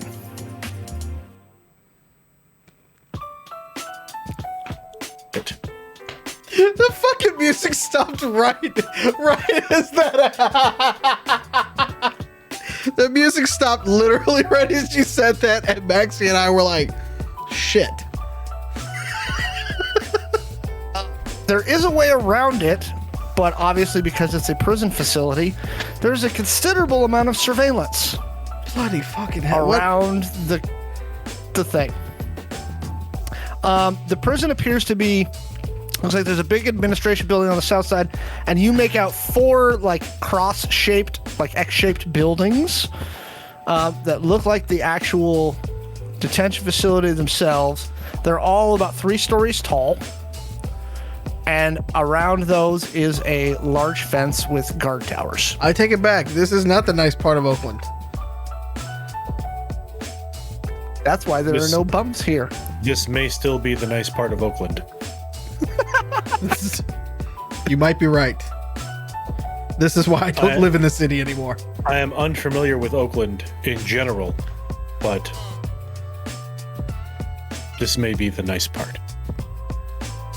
Why would people choose to live here? Many live where they have no choice. Fair. If they're in a prison. Hey, give me one more perception check.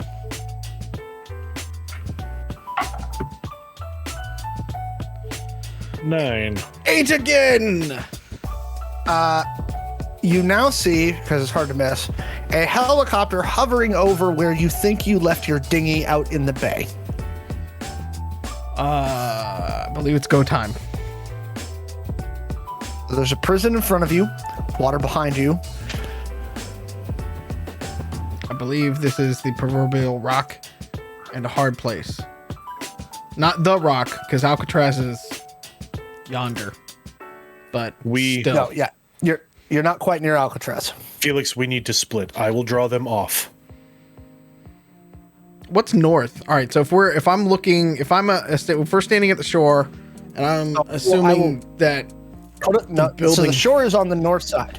You've come to this point. I will post it in the notes file. And you are standing at the edge of those wooded areas. Uh-huh. And there's a big prison facility in front of you. Okay. So we could go around either way. Kind of. Yes, but there's big, wide open spaces no matter which way you go. Well. So just out of curiosity, as we're standing kind of at the edge of this tree line, are the open spaces, is it short-cut grass? Is it waist-high grass? Like, is it... No, it's shortcut. Clearing? Like, it's specifically designed to keep people,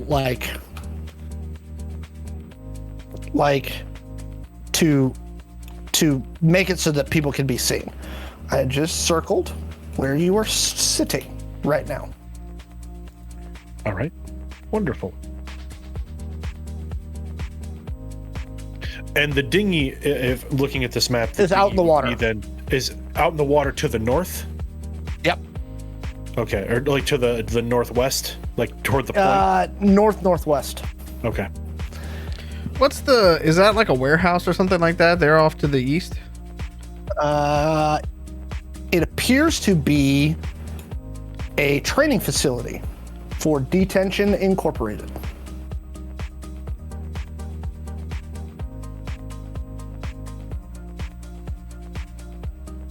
Just a moment, my cat wants some attention. I'm going to just turn and look at it and give it a glower.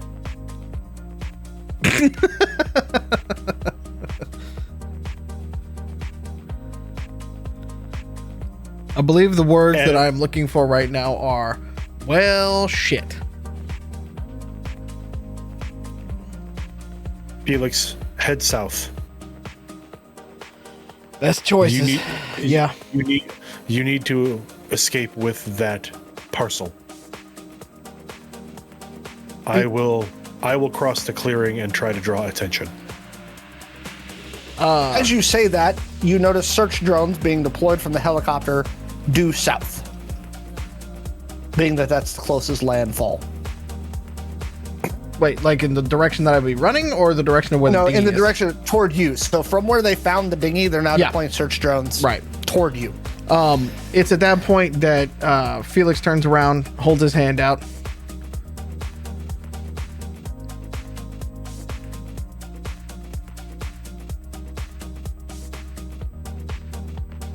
The marker has been cleared, and Maxi will extend his hand and shake Felix's. And as he does it, he puts a second hand on top of it and looks at it and goes, "Fortune favor those who follow the path, my friend. We shall meet again." And with that, he just turns and sprints the other direction, right where Maxi was telling him to go. And we're going to start skirting just as far down south as we possibly can. before we can cut back in and start losing things. You're going to skirt on the west side of the prison, is what you're saying. Yeah, as far away from it as I can. I'm going to use as much of the like topology as I can. Yeah, the shore, woods, everything. Yeah, and then I will start cutting back into where all the like houses and shit like that are that I can lose. People can lose sight of me. And Maxi is going to cut northeast across to the north side of the prison, across that clearing, and he is going to try to be stealthy for the first bit to put some distance between he and Felix. Okay. And at that point, he will probably go into more of an open run for cover. Okay. Give me a stealth check. So there's a second wooded area directly to your east. Is that the general direction you're running? That 20. Nice. That 20. So I have 0 stealth skill. So there's another wooded area to your east. Is that the direction you're running? Yep. So Maxi is cutting like northeast, trying to cut across the slimmer part of the okay, I see what you're saying. Yep. Okay, so the slimmer part of the clearing. To the other wooded area, and then he's going to try and basically go through the wooded area to that toward the north shore. Okay. And then take that shore around the northern edge of the prison. Okay. All right. So you manage to get to the woods. You hear the drones slow down and start like a slower search pattern. Okay. Right. In the back of my head, I hear Tommy Lee Jones yelling, "Search every farmhouse, outhouse, in." He's moved 3 miles because he can go this fast. Sorry. On the plus side, that makes me the fugitive, right? So I'm Harrison Ford. I like that. Maxi can be Harrison Ford. I'm down with that. Okay. Just sorry. It was what popped into my head. Don't know why. Wonderful. It's wonderful. There you go. So Maxi, you're now making toward the north shore. So you're kind of like, it's almost got kind of a bootleg shape to that wood. So you kind of creep up through the woods until you at the far point of the shore. And so you're under tree cover at the water now. Okay. And am I seeing, are those drones, are they more on the landmass now, or are the drones on like kind of searching are there drones on the shore side as well as into the landmass? Like how many drones are there? There's 9 drones, and they're basically doing a spoke pattern. So they kind of come back to a center, go out, swing a little bit, come back to the center. Right? Swing out, swing a little bit, come back to the center. I'd like to make a tactics check to see if I can distinguish the pattern of the drones clearly enough to try to evade them as I'm moving along the coastline. Are you moving east or west on the coastline? No, Maxi is going east along. So Maxi is headed east along the coastline, trying to use the rocks and the coastline as cover to go around the prison, because he's trying to stay as far away from the perimeter of the prison as possible. Okay. Give me another tactics check. That would be 11. Okay. Maybe. Okay. You might. Maybe's the best option Maxi has at the moment. So. Yep. So give me. So you're gonna cut east. It's basically till you get to the road. Out of curiosity, would it have been better for me to use maybe surveillance to do that? Try that. You can try it. Can I try a roll with surveillance? Yes, because surveillance and counter surveillance are the same basic skill. Well, that's better. That's an 18. Sorry, no, that's 17. So it's basically a mile to get you to the road. Okay. Right? East.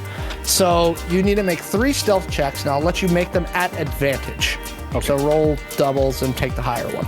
Got it. Okay, so here's the first one. 15 for the first one. Ooh, natural 1. 12 for the first one. No, 13 for the second one. Wow, that was a 2. And a 12 for the third. And a 3. I literally rolled 1, 2, 3. Oh my god! Oh 0 no! Stealth skill. 0 stealth skill. Oh no! I love your dice, Alex. I'm a big fan. ACS crew, if you're watching this later, like, Like, I don't know what happened here. Just be thankful that he's not rolling like this when y'all attack Benevolence HQ next week. Okay. So you're at kind of a weird rocky outcropping. Oh, Wait, when we attack what? I haven't watched the whole episode. Spoilers. Mallo. Wait. Okay. You've now gone down a mile. It's not really a road. It's more, so there's a double set of train tracks and then some like corp housing to your south. Okay. And the train tracks are running generally east-west.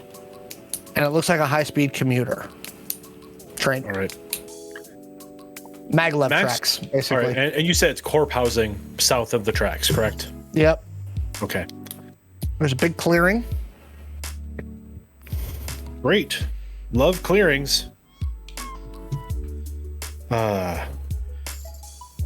You're fully out of the woods now. You're just using rocks and the shoreline, like in a high crawl, to stay covered. Yeah. All right. You also notice now that the helicopter has joined the drones in just kind of like, it's about 200 feet higher than the drones, and it's just doing wide circles, looking for Anything. you, basically. All right. Okay, corp housing. What as Maxi's like looking over the tracks toward the corp housing, what kind of corp housing is it? Is it houses? Is it duplexes? It's houses.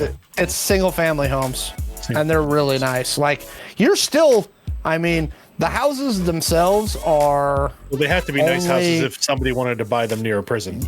yeah, I mean, they're literally less than a tenth of a mile from the shore, and so they've got nice views of the ocean, and it's there a very any- nice. Are there any boats docked? Any private vessels docked there at all? Give me a perception check. Okay. So if their house is that nice with shoreline, I would assume somebody might have a jetty or, 13?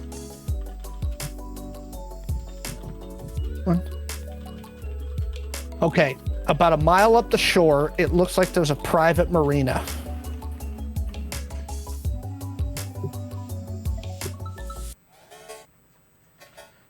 All right, Maxi is going to make toward that marina. Okay, give me 2 more stealth checks. All right. Do I get advantage on these? No.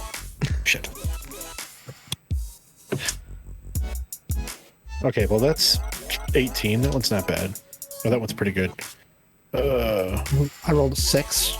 17. All right. 3 better than your last time. Wow. You're improving, Alex. And a 1. Oh. So what I'm assuming is that they just have really shitty drones. Apparently. I'm going to fire those 2 dice. I think as part of your birthday gift, I just need to buy you a new set of dice, buddy. Good. So we're switching to these dice now. Okay. I've got more dice. They're all sitting on my desk. I have the You have the anger Hungry dice pool? Okay. Yep. All right, so you've made it to the marina. There's about 30 boats docked here in this little private marina of varying size. Most of them are sailboats, them being the most popular. And then there's 3 like 35-footer like weekenders. Any personal watercraft, like jet skis or wave runners or anything like that small?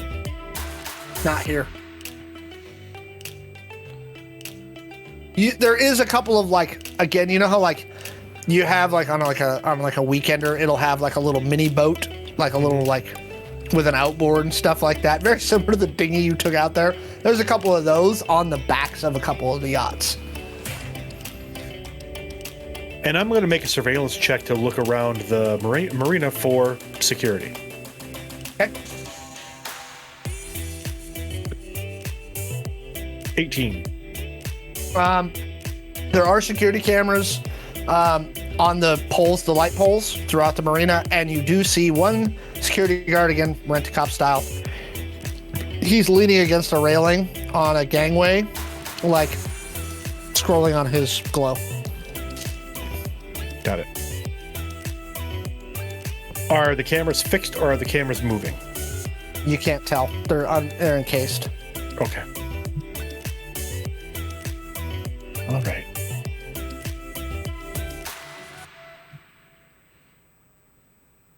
The drones are now expanding their search pattern, which in one aspect means it takes them longer to cover ground, but they're now looking further out.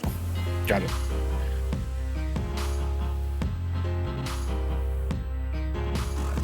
Does there appear to be like a parking lot attached to this marina? Yes. Okay. On the outside of the gate. We are going, Maxi is going to move around the marina, ditch the idea to grab a boat because they're too big and he's not a sail. He doesn't know how to sail. And he's going to head for the parking lot to see if there's any vehicles available there. Give me a perception check. And give me a stealth check, too. Okay, stealth check. We'll at first. That's a 16. Okay. As you're moving around, one of the drones stops and, aligns on you. And goes into a hover mode. All right. If Maxi sees that, then Maxi will pull his pistol, his plasma cartridge revolver, and crack off a shot. Give me an attack roll. It's going to try and move out of the way. Ooh, that was a good roll.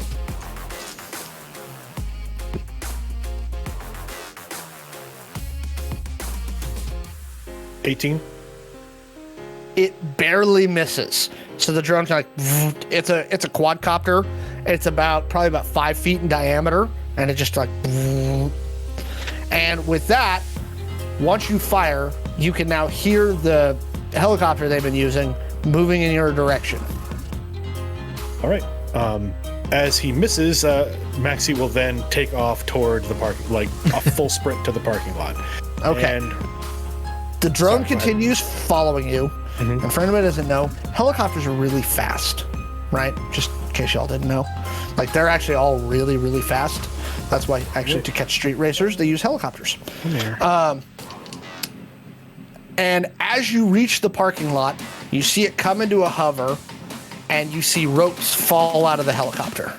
Of course. Of course ropes fall out of the helicopter. And you see guys in black armor start fast roping out of the helicopter as you reach the parking lot. They're not even slow roping? Fuck. So, slow roping what is Maxi doing? Maxi is bolting for a vehicle. He is trying to just GTFO. As Maxi reaches the vehicle, it's basically a foot race. He is met by 8 goons in armor, and they're all like, "Down on the ground! Get down! Drop your weapons!" Hey, dude. And then the helicopter kind of comes into a hover above you. Where is Maxi's chip located? In his right arm. Maxi's gonna pull the vibro knife, just kind of out from his back, and jam that knife into the chip in his arm. Give me an attack roll. Actually, give me a determination check.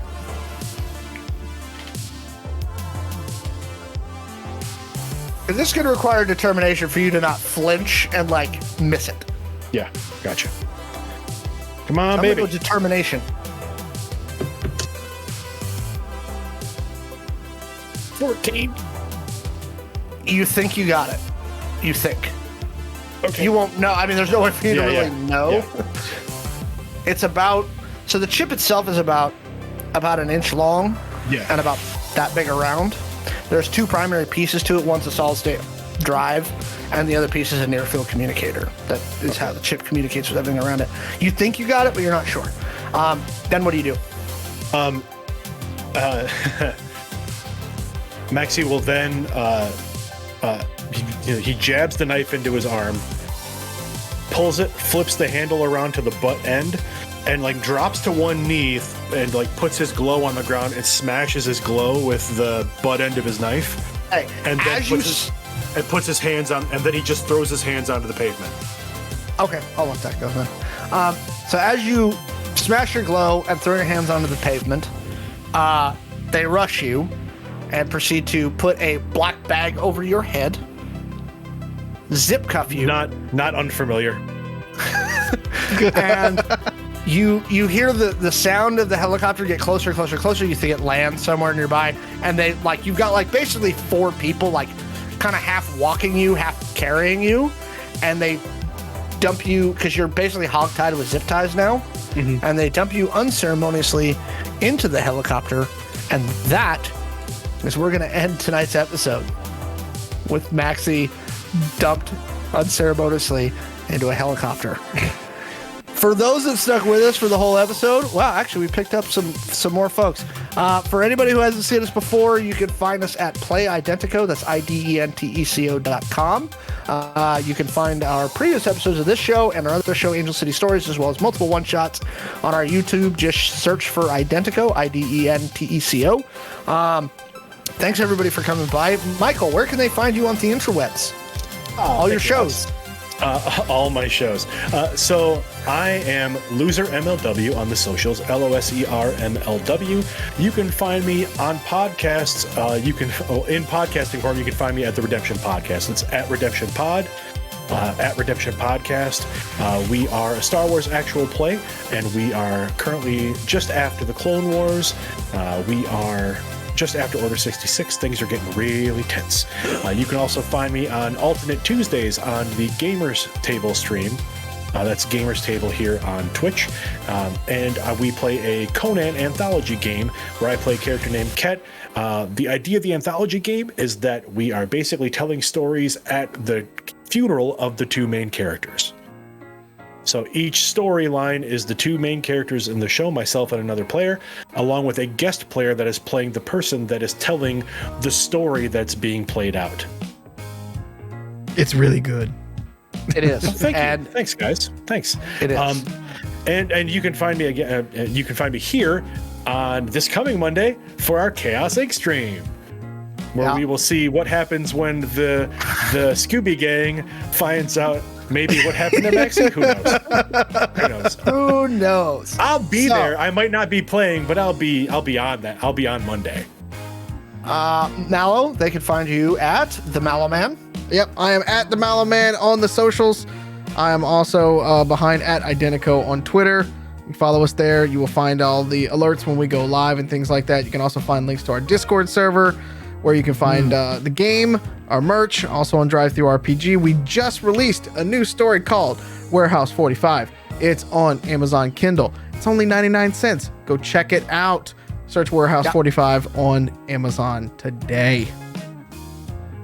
And as always, I am the GM for Chaos Inc. I am Alex the Humanoid on all the Twitters and TikToks and things like that.